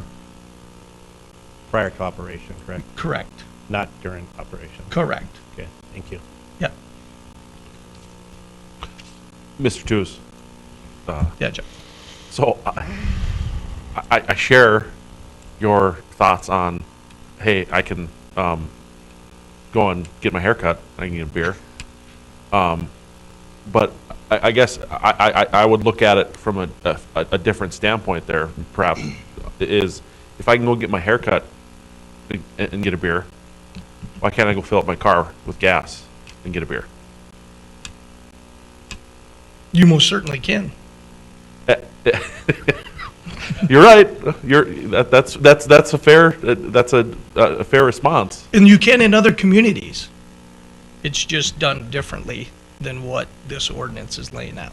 So how's the one in Mandan? You own that? So Mandan, we basically, and you'd have to talk to our manager there, we basically had to buy a Class A license because our license is just like a Class A license in Dickinson. There might be another name for it, but we sell everything there. And our entrances, our storage, everything that we have there is real similar to how it's kind of laid out in Dickinson's ordinances. And Bowman's the same way.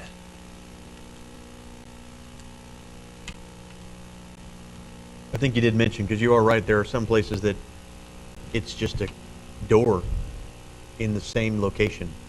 Correct. It's a separate door. It's not, I mean, it's not an entrance. You buy the beer in the convenience store just like you're buying a soda. So in Mandan, we had to put the entrance to the outside as well.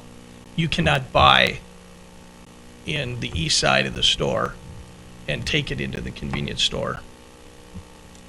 Such as, I think Cashwise is a pretty good example. You know, they have the whole front door that you can walk out and go out. I mean, sure, they say same vestibule is the same, but they're technically not supposed to come out of Cashwise and go into the other store. Did I say that right, Dustin?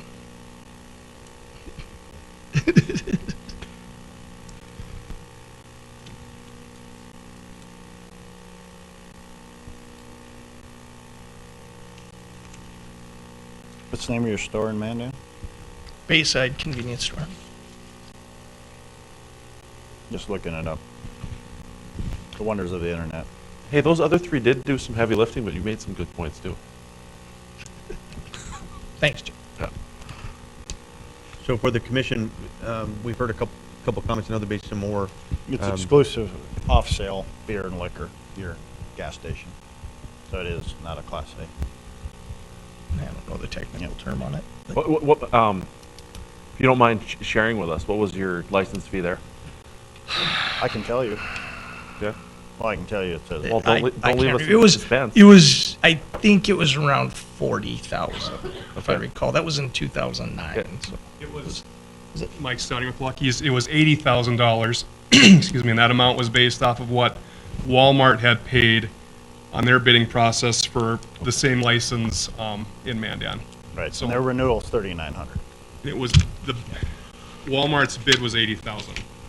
So that's what I had in my presentation earlier that I didn't go over. Was I know that the city of Dickinson has been using Mandan as some comparisons because it's about the same size population. But Mandan's liquor license sold for 80,000 and ours was 300 and some thousand or 400,000, the last one that got bid. So it's hard to compare apples to apples for the price of the fee. And Any so other questions? it's come up a few times, but the intent would be the same for the permit for delineation. That would be for the, as we've talked about, as with Lucky's, if this body granted that, it would be the same delineation, just like your store is now. And Mandan's, it isn't a Class A license, it's just the off sale. There's no on sale there. Yeah. Which is Class what- D exclusive sale of beer and liquor. Yeah, so it's similar, but not exactly the same, I guess. Kind of like ours here. Class A. Similar. But not the same. Not the same. Thank you.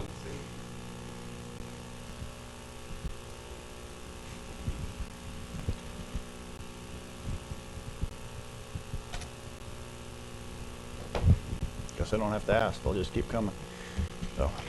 President Decker and Commissioners, I'm Bernie Marsh. I own the Esquire Club downtown since 1987, which is probably 33 years. I wasn't planning on talking tonight, but a few things came up, and I just thought I would come up here. A little history before I get into it. As far as the restaurants and music and gaming goes, back when the Queen City Club closed, and Frank Hartwick was running it, and he was running it as a venue for weddings and stuff. Well, he couldn't even do the weddings because of the music. So he came to the city and asked if he could either have music, he wanted music and gambling, and the city came out to the liquor license holders and asked them if we would give him one, which would you like him to have. We said, give him music so he can do weddings and stuff like that. And so I don't know if it was ever changed that restaurants could have gambling, or if it just was forgotten, but that's the way that history was as far as restaurants and music. I do have a question on transfers. So how is that going to work now? Because if I understand,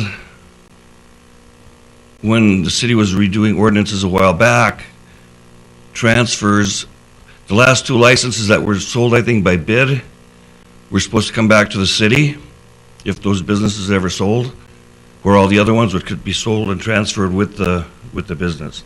So I don't know how that is, or if that, you know. I don't know that to be true. I don't remember that. I think I remember that. Okay.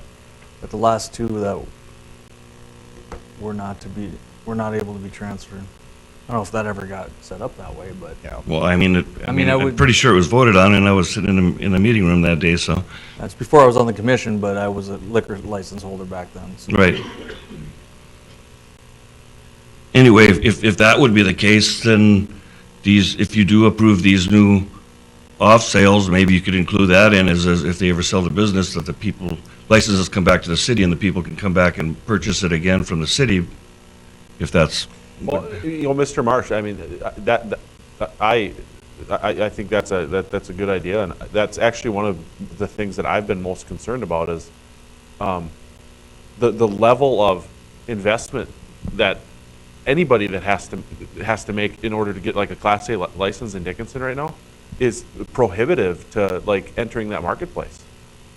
Let's say you've got a really good business plan, but you don't have a quarter to a $500,000 to buy a liquor license in Dickinson. I mean, so that's why I'm saying, like, Mr. Paul and Mr. Valesky and all you guys, I'm empathetic to where you're coming from, because the value of those is. Well, you stated them as being inflated, but they're inflated because the people that owned them put in their sweat, their tears, and their blood, sweat equity and everything else. I mean, there's a value there that the market can't be replaced. The market dictates that because of the good job you've done at the Esquire and things like that. But there's also a scarcity of resources. Yes, and that drives that cost up, because it. I mean, it's kind of an artificially inflated value because of it's a limited resource. But if you look, there's a bar downtown, been for sale for 3 years. Yeah. So, but anyway, that was my concern, was on the transfer, because I'm really 99% sure that the last 2 licenses were supposed to, if those businesses ever got out of the business, those licenses were supposed to go back to the city, and I thought maybe that would work this way for the off sales too. Any other questions? Okay, thank you for your time.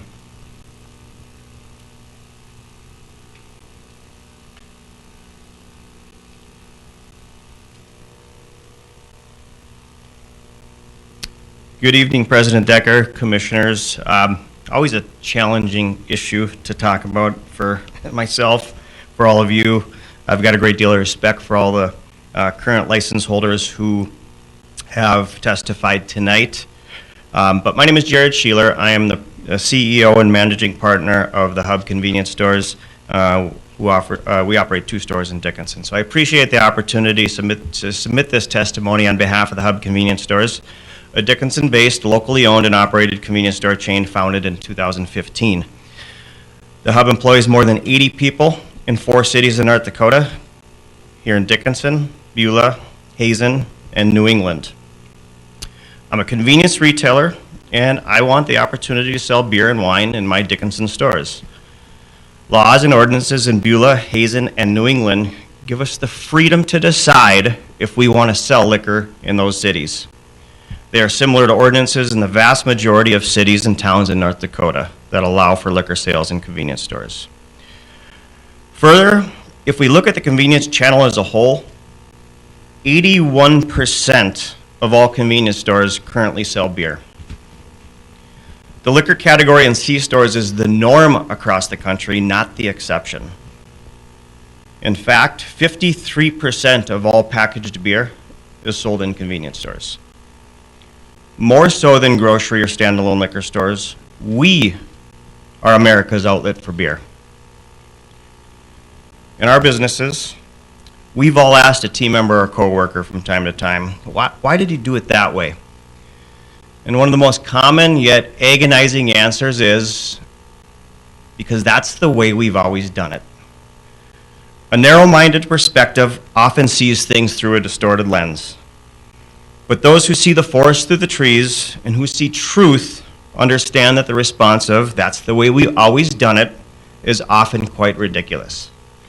I see this issue no differently than what I just described. Do I understand the pushback from the existing license holders? If I look from their perspective, yeah, I do. But does doubling down on poor ordinances from the past make sense? No, I don't think it does. Just because it's always been a certain way doesn't mean it's the right way. For decades, the Dickinson City Commission has been strongly influenced by the liquor establishment in the city, and I use that word establishment not so lightly. It's time to stand up for what should be and not focus on protecting what has always been. I challenge the City Commission to stand up for what you believe in, what I know you believe in, and make the long overdue change to the ordinances. Like many of the current license holders, and like many of you sitting commissioners, if not all of you, I'm pro-business. I believe in the concept of free enterprise and free market competition. In my belief, the only fundamental responsibility that government has to the business world is to enact laws that fully enable free market competition. After that, get out of the way and let the best business win. That's what America's all about, and that's what consumers want. But unlike some people on the other side of the issue, I'm a free market capitalist all the time. I don't adjust my principles and beliefs based on how things personally affect myself. I'd venture to say that quite a bit of the existing license holders couldn't look me in the eye and tell me they actually believe deep down what they're telling you. City governments or governments of any kind should not exist to pick winners and losers in the marketplace. By not amending this license to reflect what it should be, this commission would be doing exactly that, picking winners and losers. For nearly 7 years in Dickinson, the hub has been chosen as a loser because of the current ordinances. I estimate that we've lost upwards of $50,000 to $60,000 per year in profitability because we haven't sold alcoholic beverages. Anyone who believes that is taken directly out of the pocket of the existing licensees doesn't understand how markets work. More purchase points equal more purchases on consumer goods, period. To those who say they will lose their value on a liquor license if ordinances change, well, I say we've lost more than that since we opened in 2015 by not being able to sell liquor. And for on-sale licensees, I don't think they're going to lose a dime in the value of their license.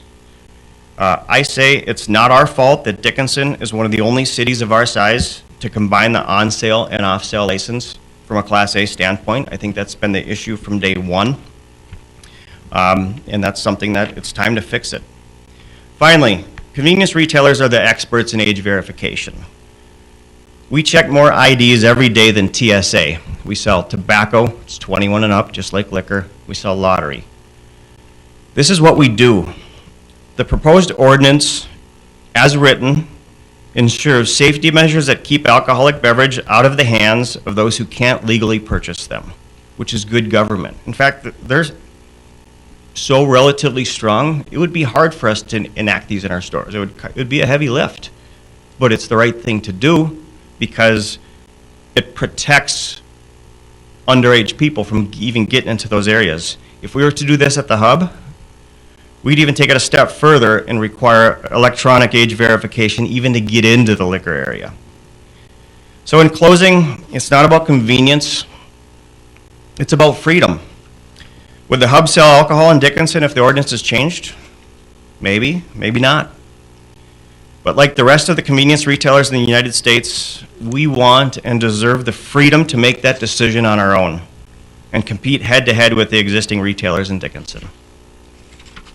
Thank you, and if anybody has any questions, I'm happy to answer them. Any questions for Mr. Sheeler? Mr. President. Mr. Oderman? Mr. Sheeler, do you have that electronic age verification at other locations? We've enacted it at our Hazen location, so you need to scan an ID. Currently, you need to scan an ID, a valid ID, to get inside for the door to unlock, and then the purchasers are then ID'd at the point of sale. So it's a double point of security there. Of course, that wouldn't be so much allowed in this ordinance if it were to go through, because we would have our ID scanned to get into the area, though the cashier would have to be contained within that area as well. So, but there would still be a second age verification check as well. Okay. Now you said $50,000 to $100,000 a year since 2012. That's the estimated loss Since of not being 2015, able to- I would say 2015. 50 to 60 were my numbers. 50 to 60. It's pure conjecture, and it's based on sales at other locations, combined with a little bit of industry average as well. It's tough to say. I mean, I could take my daily transaction count and do some math, and that's what I come up with. Okay. But it's 400,000. We talk about $446,000 license. Well, we've lost $446,000 by not having this since we've opened. Mm-hmm. And then, it's come up a couple times tonight. Right now, we're discussing a beer wine on off sale. Sorry, off sale. How would you feel about beer only? Well, the question I would come back with was why. I mean, I could see it as a nice compromise from your standpoint. I know you guys are all pro-business, and you want everybody to win, and really, that's the way it ought to be. So I think that, that's I've sensed that as an acceptable compromise on your guys' end, and I understand that. But my question would be why? I mean, what should it be? What ought it be if this was a new municipality from the beginning and we were creating ordinances? What ought they be? And regardless of what has been, that's what needs to be. That's what ought to be in the future.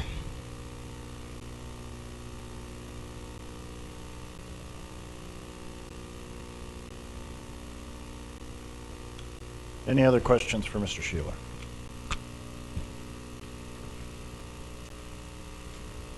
Thank you. Mr. President, I'm just going to make a comment for the public record. Mr. Marsh's comment about a transfer of licenses, that is currently in our ordinance under section 408-210. That provision would remain in any ordinance. We didn't change that. So a qualified applicant can come before the Board of Commissioners and request a transfer of a license from that business if it was sold. On the two new ones, or just generally? On any. On any license. I would Thank you. really like to see the minutes from that meeting. I don't believe that's what it was, but. Okay. Well, we'll just, hang on, Mr. Marsh, we'll get, and then you can address the commission again. Mayor Decker, Commissioners, my name is Rosie Lance. My husband George and I have run Rosie's Food and Gas here in Dickinson for 29 years. It is, in that time, our business offerings have changed to meet our customers' requests. However, we have been unable to deliver one request, off-sale beer. It is for this reason I'm in favor of the proposed changes to the alcohol sales regulations, as it will help Dickinson move forward in business and help us to better serve our customers. Thank you. Any questions for? Fine. No questions? Hey. Okay. So I was telling the youth commission last night that this always happens. Any questions, then everybody just turns towards me. Mrs. Lance, would you have any type of estimate, ballpark, like Mr. Sheeler had in regards to potential loss? We get requests in the summertime at least a couple times a week, sometimes more than that. I'm there in the mornings, so the afternoon and evening is different. You know, I'm not there 24/7, but there have been a lot of requests for it. And in 29 years of being there, how can I say, when we had Frontier Liquor across the street, it was easy, I could say across the street. Since then, it has increased, and this is where we're at today. Okay. Thank you. Mrs. Lance, I have a question. Yes. What kind of investment would you be willing to make to have this available to you? I mean, you're probably talking, but if we say 50,000 or 40,000 for the license, then I don't know, maybe another 30, 40,000 to remodel to get your place ready to go to meet the requirements we would be talking about. Is that something? As far as that goes, I guess I'd have to wait for the bottom line. Do I want to turn my whole store into a beer wine store? No. Would I like it to be able to offer it to my customers? Definitely. As far as the rules and price, we'll have to wait and see, is where I'm at today. I mean. So you might not, it might be even something once you put pen to paper, it's not something that you pursue because of the cost that you might incur. Would I spend the Class A price? No. I was actually, Daryl, when he sold across the street, he offered me, he called me, do you want my liquor license? And I'm going, I don't want a liquor store. Beer I'd want, but not the whole line that you have. Yeah, so I mean, years ago I was offered it and I declined it. But did I know the impact it would have on me now, back when he closed his doors? No. So would you say that since that liquor store is closed, less people stop at your gas station? I always tell people if they stop, they're lost, usually asking for direction. But yeah, it has impacted. Because when they open their doors at 9 o'clock, there was somebody there all the time. They'd swing around, into our location, get what they wanted, and then they'd go home. All of them, no, but after they had their bottle, they were happy.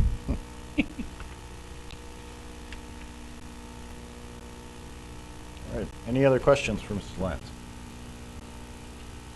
Thank you. Thank you.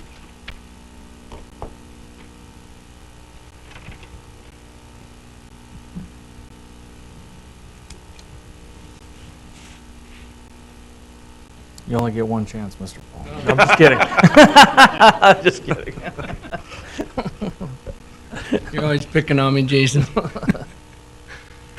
Mayor Decker and City Commissioners, I would just like to make a couple more comments. And as to that conversation that John had with Bernie on who really profits on the licenses being evaluated so high, the smartest ones in the room were the forefathers that set this up, because they just sold 2 licenses, like I said, for $633,000. They did well. And going forward, you'll make another 185 unless it gets all broken down. And in reference to Mr. Sheeler's comments, if he's losing so much money, he could have, there's 3 licenses for sale. I don't believe we have to change Dickinson's code and laws that's been there for 50 years because he wants to sell beer. He can go buy a license. He could have back in 15 and he could have made all that profit.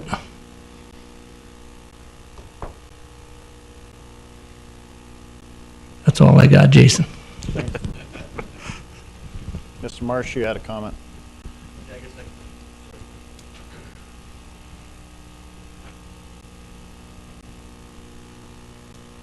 Bernie Marsh. I guess I couldn't hear what was being said about the transfer when Mr. Winningham was referring to it. The transfer is in the ordinance. It's not going to be changed. Oh, there's- okay. There's a provision that a licensed owner, a qualified applicant comes Right. forward and But I just thought that the last 2 that were bid out were to come back to the city if they, but I mean, it doesn't make me any difference. I mean, as long as we can still transfer it. I guess the only other comment I have to say is it's a balancing act, and, you know, once you open Pandora's box, you can't close it. Thank you.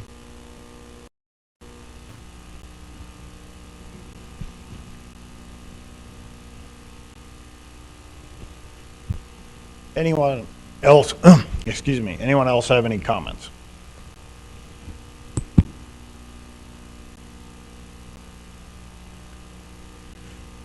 Seeing no one else has any comments, we'll close the public hearing.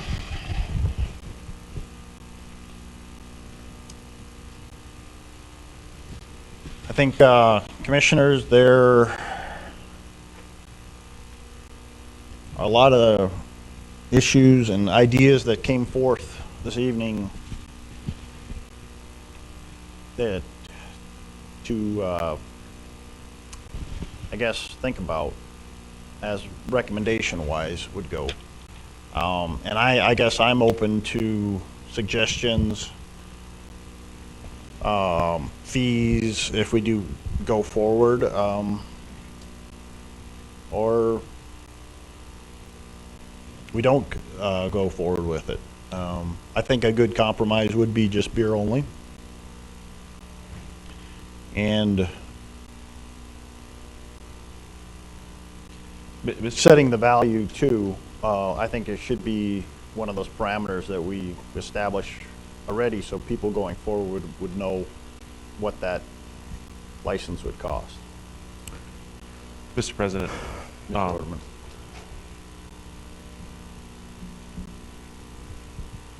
just lost my train of thought there. The question I have is, do we give additional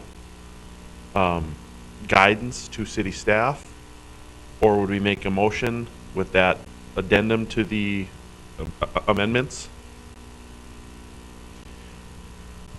I personally would like to hash out whatever details there are, and then actually put it in writing so that the general public can see it before we ever take any vote. And I know that's not Mr. Winningham's favorite thing to hear, table this, but I do think as an issue as important as this is something that we need to hammer out the fine details and put it in writing so that the general public, can see all those details. Now, the actual fee, we need to talk about because that'll go into the fee schedule discussion down the road.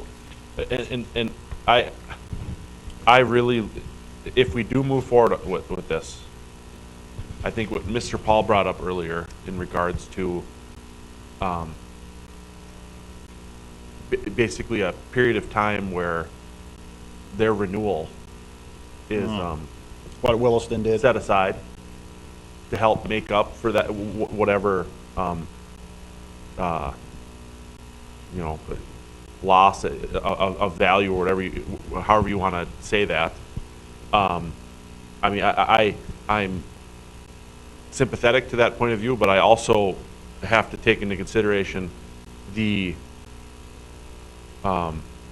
financial impact, the valuation that we have created for past business owners that have sold their and transferred their licenses, and the amount of money they've made on those sales as a result of the market conditions we've set.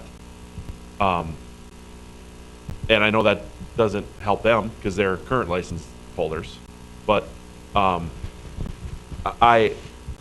that's something that we need to seriously consider if we do decide to move forward, is doing what we can to make that right in some way. We probably can't make it, and I don't even know if make it right is the right terminology to use there, because yeah, because this is one of those situations where you're not going to be able to make everybody happy if we do decide to move forward. And if we don't decide to move forward, we're not going to make everybody happy. So, but I do think we need to take those things into consideration as well. So, I mean, we've got, make it just beer only. We've got the fees to discuss. We've got any type of make it right actions that we want to take. And I mean, there's a lot of things here. And then if we do this right, we don't ever have to visit ever again. I've got a couple issues, and one of them I brought up the last meeting. First of all, we haven't even gauged the commission's interest in even adding a new license class, for one. So it puts me in a tough position, because if we put this out for first reading, there's a lot of changes in this ordinance that they've worked on that I agree with, but adding the M class, I might not agree with. So I'm going to vote no on everything instead of just voting no on, I don't think we should add a class of license. Secondly, we're going to put a ton of work in if we table this without that vote, force that on staff, us discussing what these parameters are going to be, with the chance that it might not pass. So, well, then I guess we can always vote. Mr. President, and Mr. Frederick, the way that to solve the simplicity of it is you can make multiple motions, and the way that city attorney has set this up is the one contentious point can just go away. The rest of the ordinance stands alone once that class goes away. It doesn't really affect the total, so you wouldn't have to just say no, but we would have to have some motions and discussions with each motion to get it right. So would the proper motion here, Mrs. Wankel, be to approve the first reading of the Chapter 4 amendments with the exception of Section 408 30 subsection M? Commissioner Ortman, my recommendation is, let's not get this too complicated, because if we start piecemealing, we're approving this or approving that, it's going to get confusing. So I think the reality of the situation is, to some degree, the simplicity of this is, I I think it makes sense to gauge your interest on whether you're going to move forward with the M-Class license, because if you're not, the public's interest in these changes is probably going to dwindle to nothing. So the rest of it is management, administrative, there's not a whole lot changing. So if that is the case and you all say yes, no, or no, it's not, my changes are going to be dramatically different. I think is what needs to come forward. So, you know, I would recommend that you just make a decision on that, and we can adjust it accordingly. The other option is this comes before a first reading, and you do a motion that says you agree with the first reading, except with the exception that license M is coming out. But license M also affects other provisions of the ordinance. For example, the number of licensees per applicant. So it's going to affect some things. So I just don't want to make it overly complicated, not only for you, but for the public. So I would recommend as simple as possible. And I think that starts with, are we going to create a license or not? And if it is, let's move that forward, and we can bring that forward with any other potential changes, and we can vote on that when the time is right.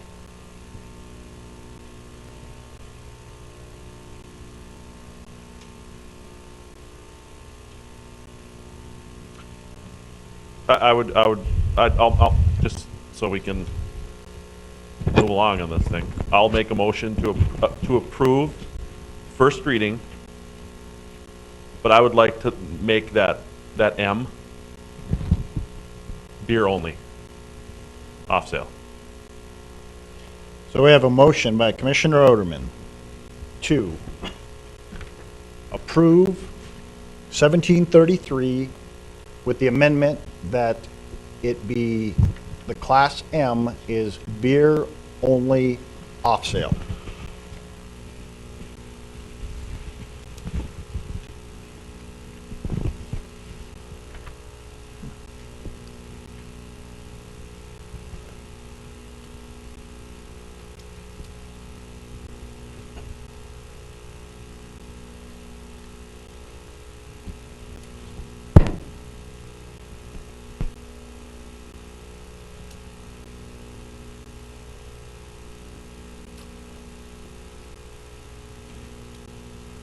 Ms. Winko, I think I do have the authority to second his motion.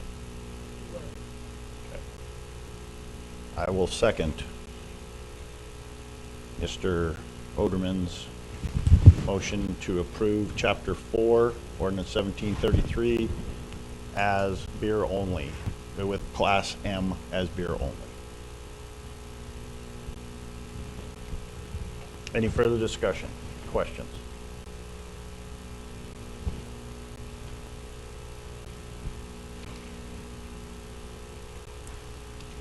Hearing none, we'll vote. Mr. Oderman? Aye. Chair votes aye. Mr. Frederick? No. Miss Walla? No. Mrs. Sobeluk? No. Motion is denied. So, to that, Ms. Winko, there's a bunch of other stuff tied in with your revisions of. Yes. So you need to bring this back with that removal, with the Class M out of it. We can certainly do that, or what we can do is you can move to approve the ordinance with Class M removed, and as it would relate to section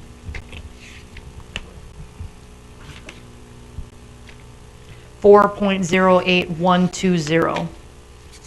Since it is technically, I think we do have it on here as a first reading, if I recall correctly, on the It agenda. is a first reading, so So- then it would come back with the amendments. Correct, for the second reading. So I'd look for a motion with, since the first motion was denied, to bring back 1733 with the removal of the Class M license. And so moved. Commissioner Oderman, Second. Commissioner Frederick. A second. Any further discussion?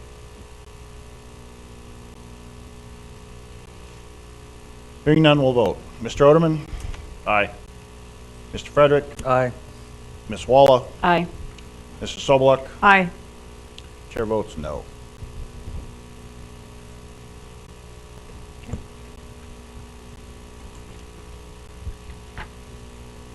Moving along.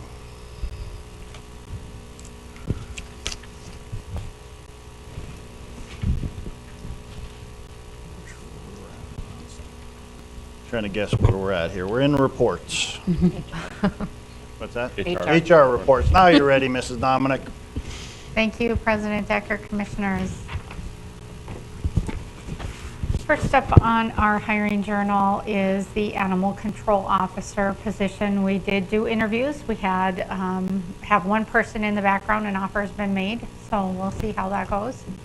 Communications specialist, we have a couple positions open, and interviews were held. They do have one person in the background, an offer was made, and we'll look at opening that up later on for the second position.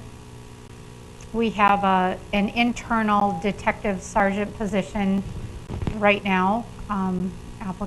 Applications were being submitted for that, so we'll be working on the interview process. Firefighter, we had 3 openings for 2022. Chief Presnell's taken a little proactive approach in trying to get those offers made for 2022. We have hired one of our part-time employees to a full-time position, and we have the other 2 positions open and receiving applications for that. We have a couple positions in the museum open. Fossil preparator interviews were held on that, and they actually are now in a background phase on that position. Museum educator, kind of the same thing. They're at the interview phase. I don't know for sure if an offer was made on that one, but they did do interviews. Police officer, same story. We tend to have a difficult time filling those positions. As you can see, a hire was made back in July. We had 3 more openings, open the position back up. We have 2 in background and a new hire that was made there as well.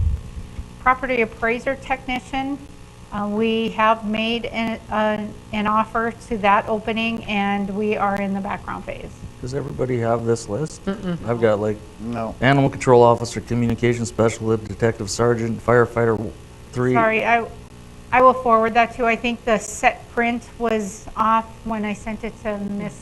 Finstock, so I will forward that to you. Okay, thank you. Ours quits right after the first meeting. Fossil preparator or whatever.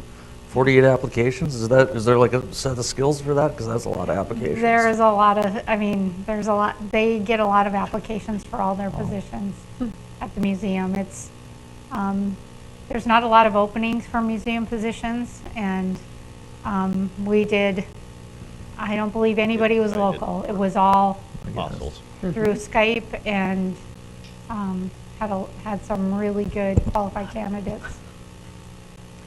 And then we have a street maintenance operator. That position is open, and we're taking applications.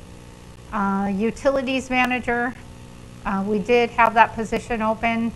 And it has closed, so we're at the point of determining who will get an interview. Water reclamation facility, we did have 1 operator position open there, and that has been filled. Water utility operator position is open right now. We have 1 position.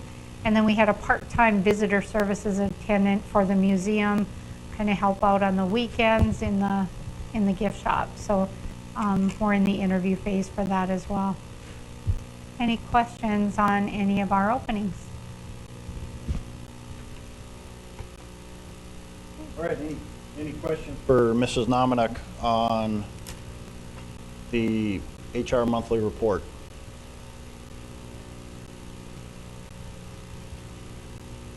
None?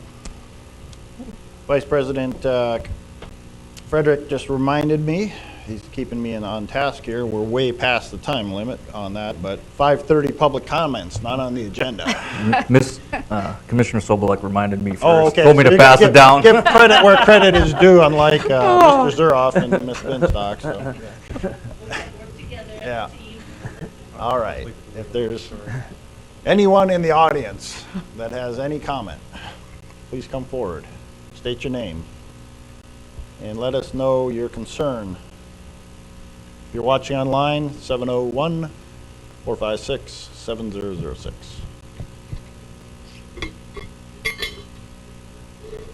Anyone from the public? The conference is currently empty.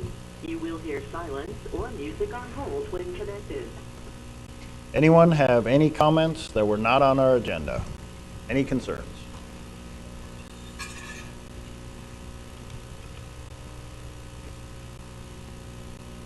Seeing no one from the public has any comments or concerns for the commission, we'll close the public comment section. We'll move into Mrs. Wenko, E, and Southwest Water. Thank you, Mr. President, Commissioners. As stated in our executive work section, I will be very brief with regard to this. I know Lieutenant Hanson is just dying to give his monthly police report. As discussed, the city staff is just asking for a vote of moving forward, so to speak, for the city staff to reach out to Southwest Water to inform them that we do not intend to continue with the transfer service agreement contract, and we are going to be requesting a renegotiation of that agreement. So I would just like a vote of support from the commission to move forward and get that drafted. Can I get a motion? I'd make that motion. We have a motion by Commissioner Frederick, second by Commissioner Walla. Any discussion on this letter? Yes, I feel like we need to clarify just a little bit for the record what we're voting on here. We're not voting to stop Southwest Water being transferred into the city. We're voting to give staff the authority to respond to Southwest Water and indicate to us that we do not want to enter into an automatic renewal of this contract. If we don't give notice. Applies to the surrounding area to us, not to Dickinson proper. It applies to the areas that are identified in the service agreement and the service area, and maybe Mr. Zuroff can identify that better. Yes, like it's a transfer service agreement that if the city extends its city limits or provides water for an existing or future customer,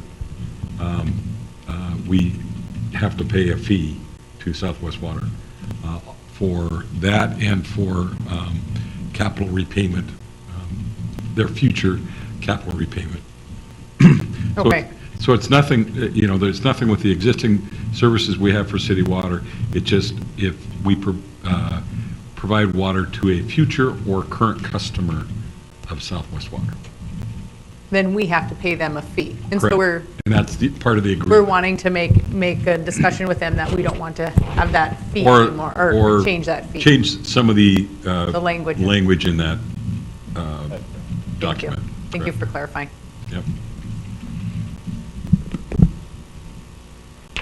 So we have a motion to approve this letter being sent forth to Southwest Water by Commissioner Frederick, second by Commissioner Walla. Any other questions or comments?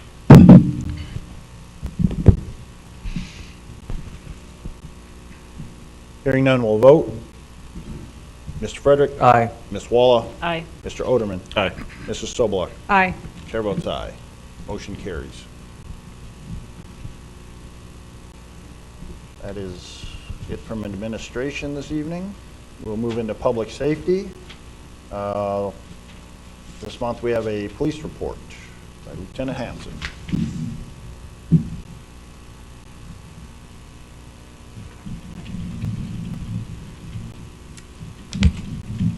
Good evening, President, Commissioners. So I'm here to present the October police report. For you that don't know me, I guess I'll introduce myself. This is the first time I've been in front of the commission and done this report for you. My name is Matt Hanson. I'm currently our patrol lieutenant, pinch hitting this month for Chief Dossier to talk about the police department's October and the things that we accomplished here this month. So, as you can see in front of you, our calls for service, 2353. We'll show you a chart on where that would be in regards to the rest of the months. I know Lieutenant Clauser was here last month and talked to you guys. Very much so in line still with some of our busier months. You can see we're down a little bit from like July and September. We're going to probably start seeing a little bit of a slowdown as we start getting a little bit colder and cooler into our months. Calls for service, again, speak with officers, our suspicious vehicles, parking complaints, some of our welfare checks. Some of these are echoing still from last month's report. Some of the similar things, parking complaints, you're probably going to see come higher here now, especially now that we're moving into November months with our campers, boats, and that things that the public is going to be calling us more on. You're probably going to see next month that even move higher.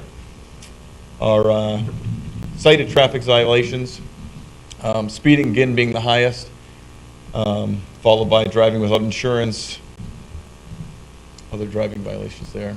I'm going to highlight some accidents here. We had 57 total accidents in the month of October. You can see on the bottom here, though, that we had one pedestrian accident. I wanted to highlight that piece for the commission here. That pedestrian accident happened on 10th Avenue East.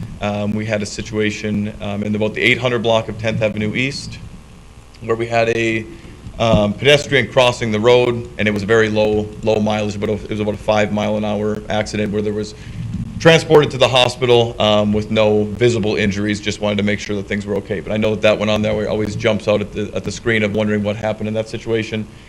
We did have 3 injury accidents. On one of those injury accidents, it would be worth noting, we actually did have a rollover accident here inside city limits. Again, it was on 10th Avenue East, be just north of East Villard, near Lucky's Tesoro. It was a medical-related situation.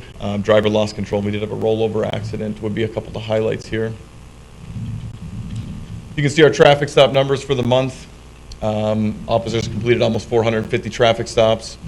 The citations to warnings numbers, here again, officers are in town are usually pretty lenient. A lot of times we give the drivers a break. A lot of warnings more than citations. Our arrest numbers were down total in October. This graph gets a little bit chaotic here, but just to sum it up, our arrest numbers are a little bit lower here than they had been the previous 3 months going into that.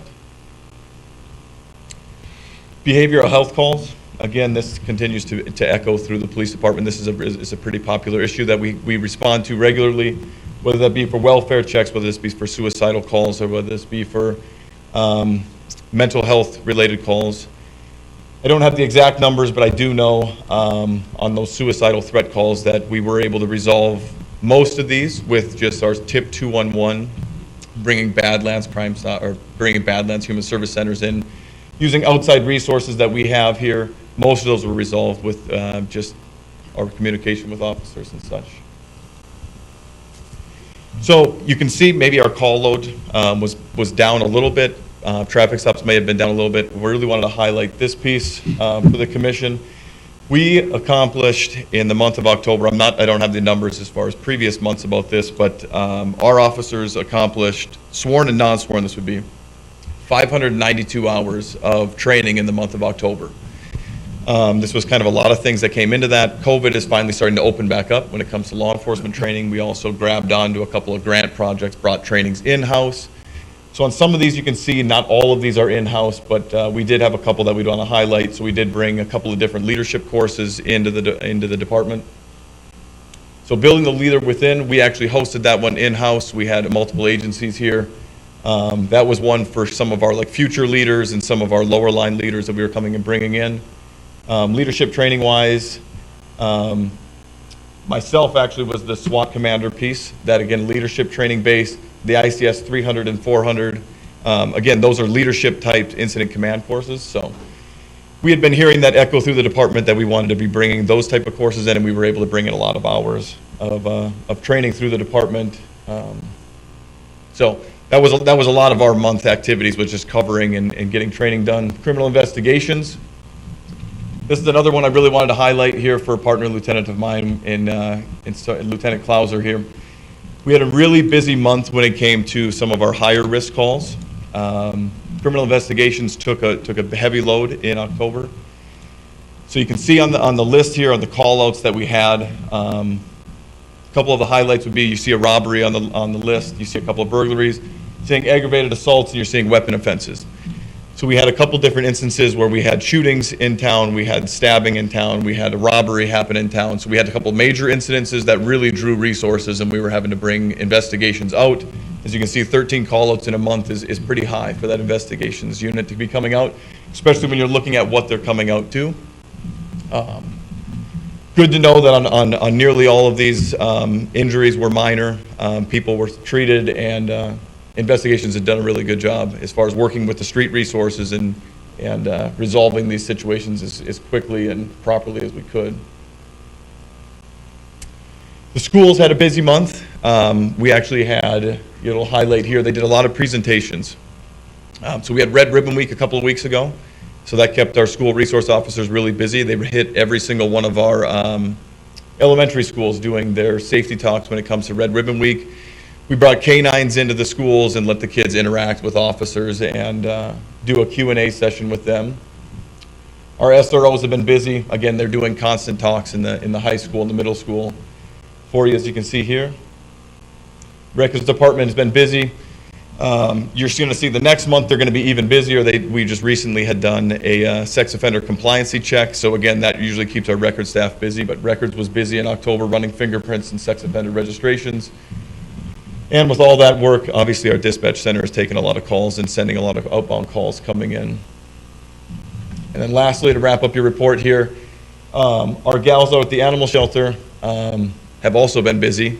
We've been able to return a lot of our dogs, you can see here, back to owners. We've been actually having to issue out some of our cats to shelters to find owners onto them. Our dogs, we've been a little bit more lucky. Currently, right now, we still are sitting on some cats out at the shelter, though. And like I said, I highlighted the Red Ribbon Week. We also provided the parade route for the DSU homecoming event, which was earlier in the month in October. And then to wrap that up, these are our two officers here. We had Officer Jesse Hellinger and Officer Abby Johnson here, helped out and did trick or trunk downtown on the 31st of the afternoon. Yeah, I heard that wasn't busy at all. Yeah, I stood in line. Very cold. Yeah, stood in line and got cold enough. Yeah, available for any questions that you might have on the report. All right, thank you. Any questions for Lieutenant Hanson? Lieutenant Hanson, I see that Chief Dossinger is participating in No Shave November. Why not you? If I could grow a beautiful beard like that, you would see it on my face. Same reason I don't want to come in. I relate. I can relate. Yeah, I don't want to come in front of the commissioner looking the way I would 2 weeks after not shaving, so. Yeah, Mr. Winningham would have a flashback if I tried to grow a beard. He'd think I was Taliban. So, any other questions or comments? Thank you. Yeah, thank you. All right, we'll move right into planning. Mr. Hadley, you don't get to get cut off tonight. Lucky you. You just had to wait till After 7. 7:10. So. Had to wait. It's worth the wait, sir. Thank you, Mr. President and Commission. Item I have for you tonight is Resolution 31-2021, and it's a final plat for the Acres subdivision. It was pulled from last time's agenda. It had a plat item that needed to be addressed. That was addressed today, so we put it back on where it was on the agenda, but we were going to pull it. So it is ready to go. Staff would recommend approval of the Acres subdivision and Resolution 31-2021. All right, thank you, Mr. Hadley. Any questions for Mr. Hadley?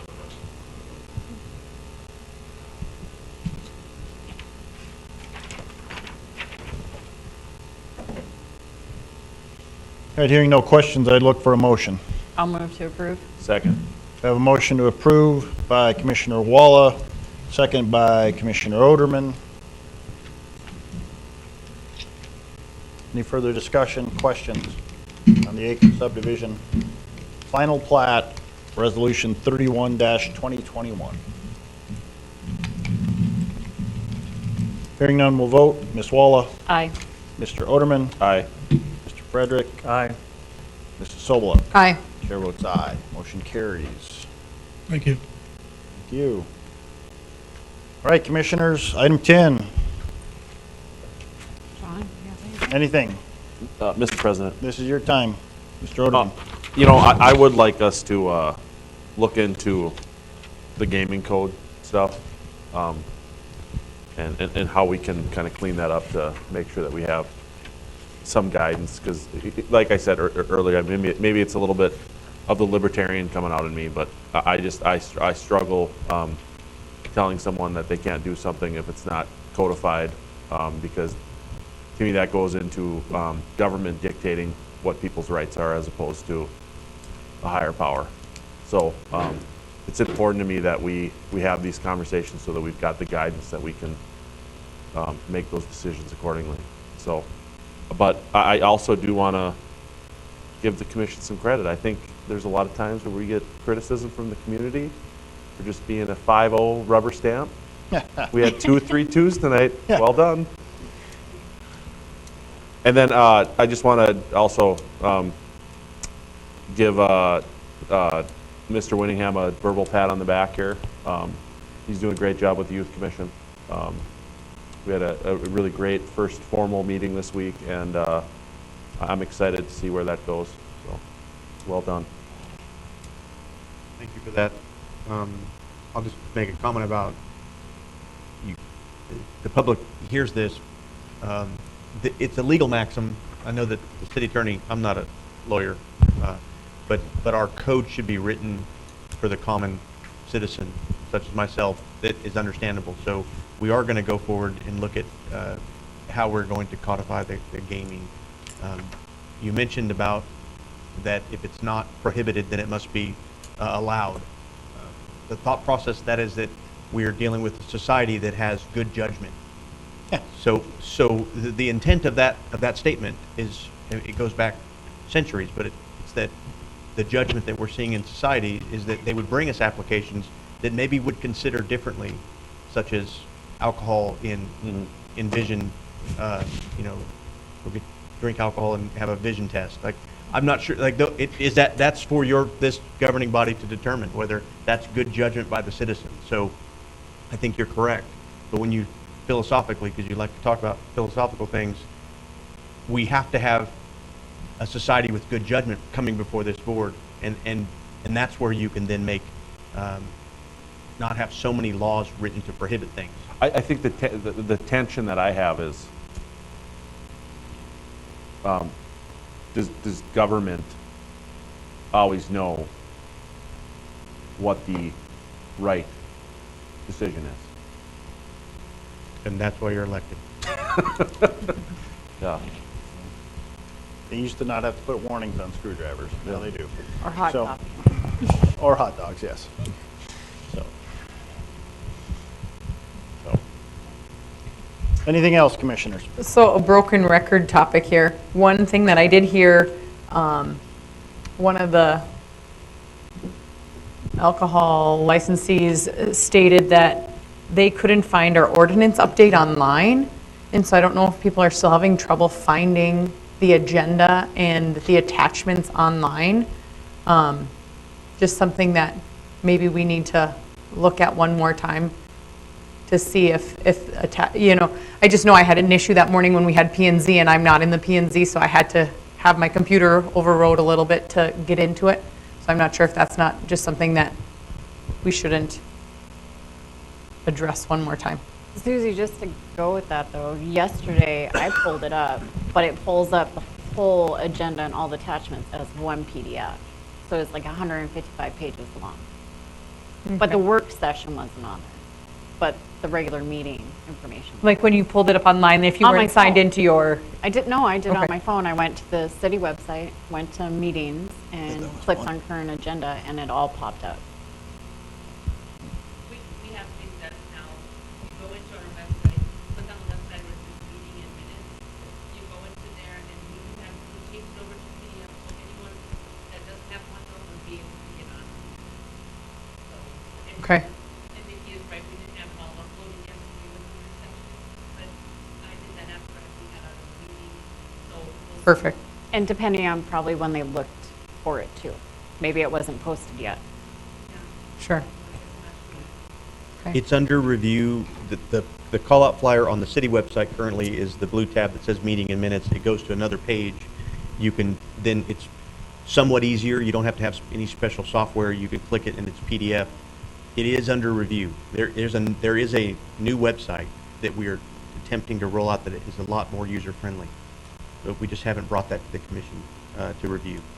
It'd be good to have that in December, and I'll have Mr. Meyer come forward and show you that new website, because I think ideally we want it to be as user-friendly to the youngest person trying to get on, and our youth commission may help us with that in the way that they use social media. Yes, and maybe even the oldest person trying to get on. Both. Right. So remember, youth are tech dependent, not necessarily tech savvy, but they can manipulate screens. But we want it for every citizen to be able to, Yes. because it does come up periodically, and so we keep adapting because we have a great IT team. But I think that will be next, is showing you the next phase of our rollout. Sure. And I would, my only comment tonight, I just like a quick sit rep on the new city hall. I think this one's telling us in ways to get out with the speakers and the So we do. microphones. So, Mr. President, we will bring in a more formal presentation. We think we're on glide path to be in the commission room. So was the one that was long pole intent before, by the end of December. So timing, there's a few problems that have occurred with some subfloor in the very front of the current entry, and that's had nothing to do with the commission, so that slows us down maybe 2 to 3 weeks. We're waiting for a report on that. But if you look at timeline, we should have all city staff in what I'm calling from here forever, the public counter. So all city functions for the public counter to come in. We should be in there by mid to the end of December. That's still on timeline.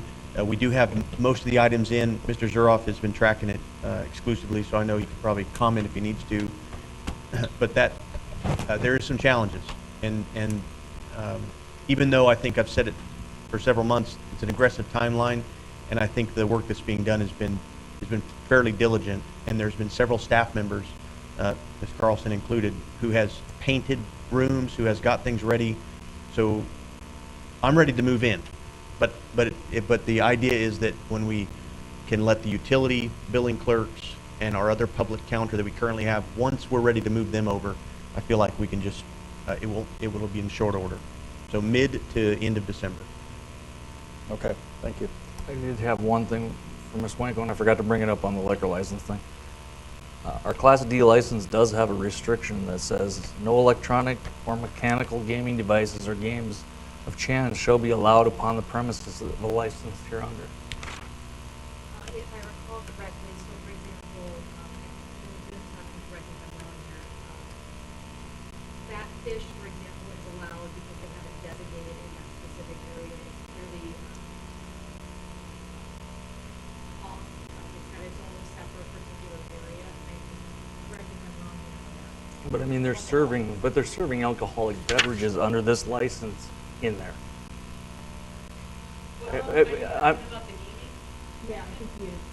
I mean, it's right here. I'm reading it as that right now. Class D restaurant on sale license. Item number 3, no electronic or mechanical gaming devices or games of chance shall be allowed upon the premises licensed hereunder. Okay, so if you have a bar, if you have liquor, you are allowed to have gaming. So like players, they can have gaming in their bar. That fish can have gaming as long as it's separate from the restaurant. The restaurant area cannot have gaming.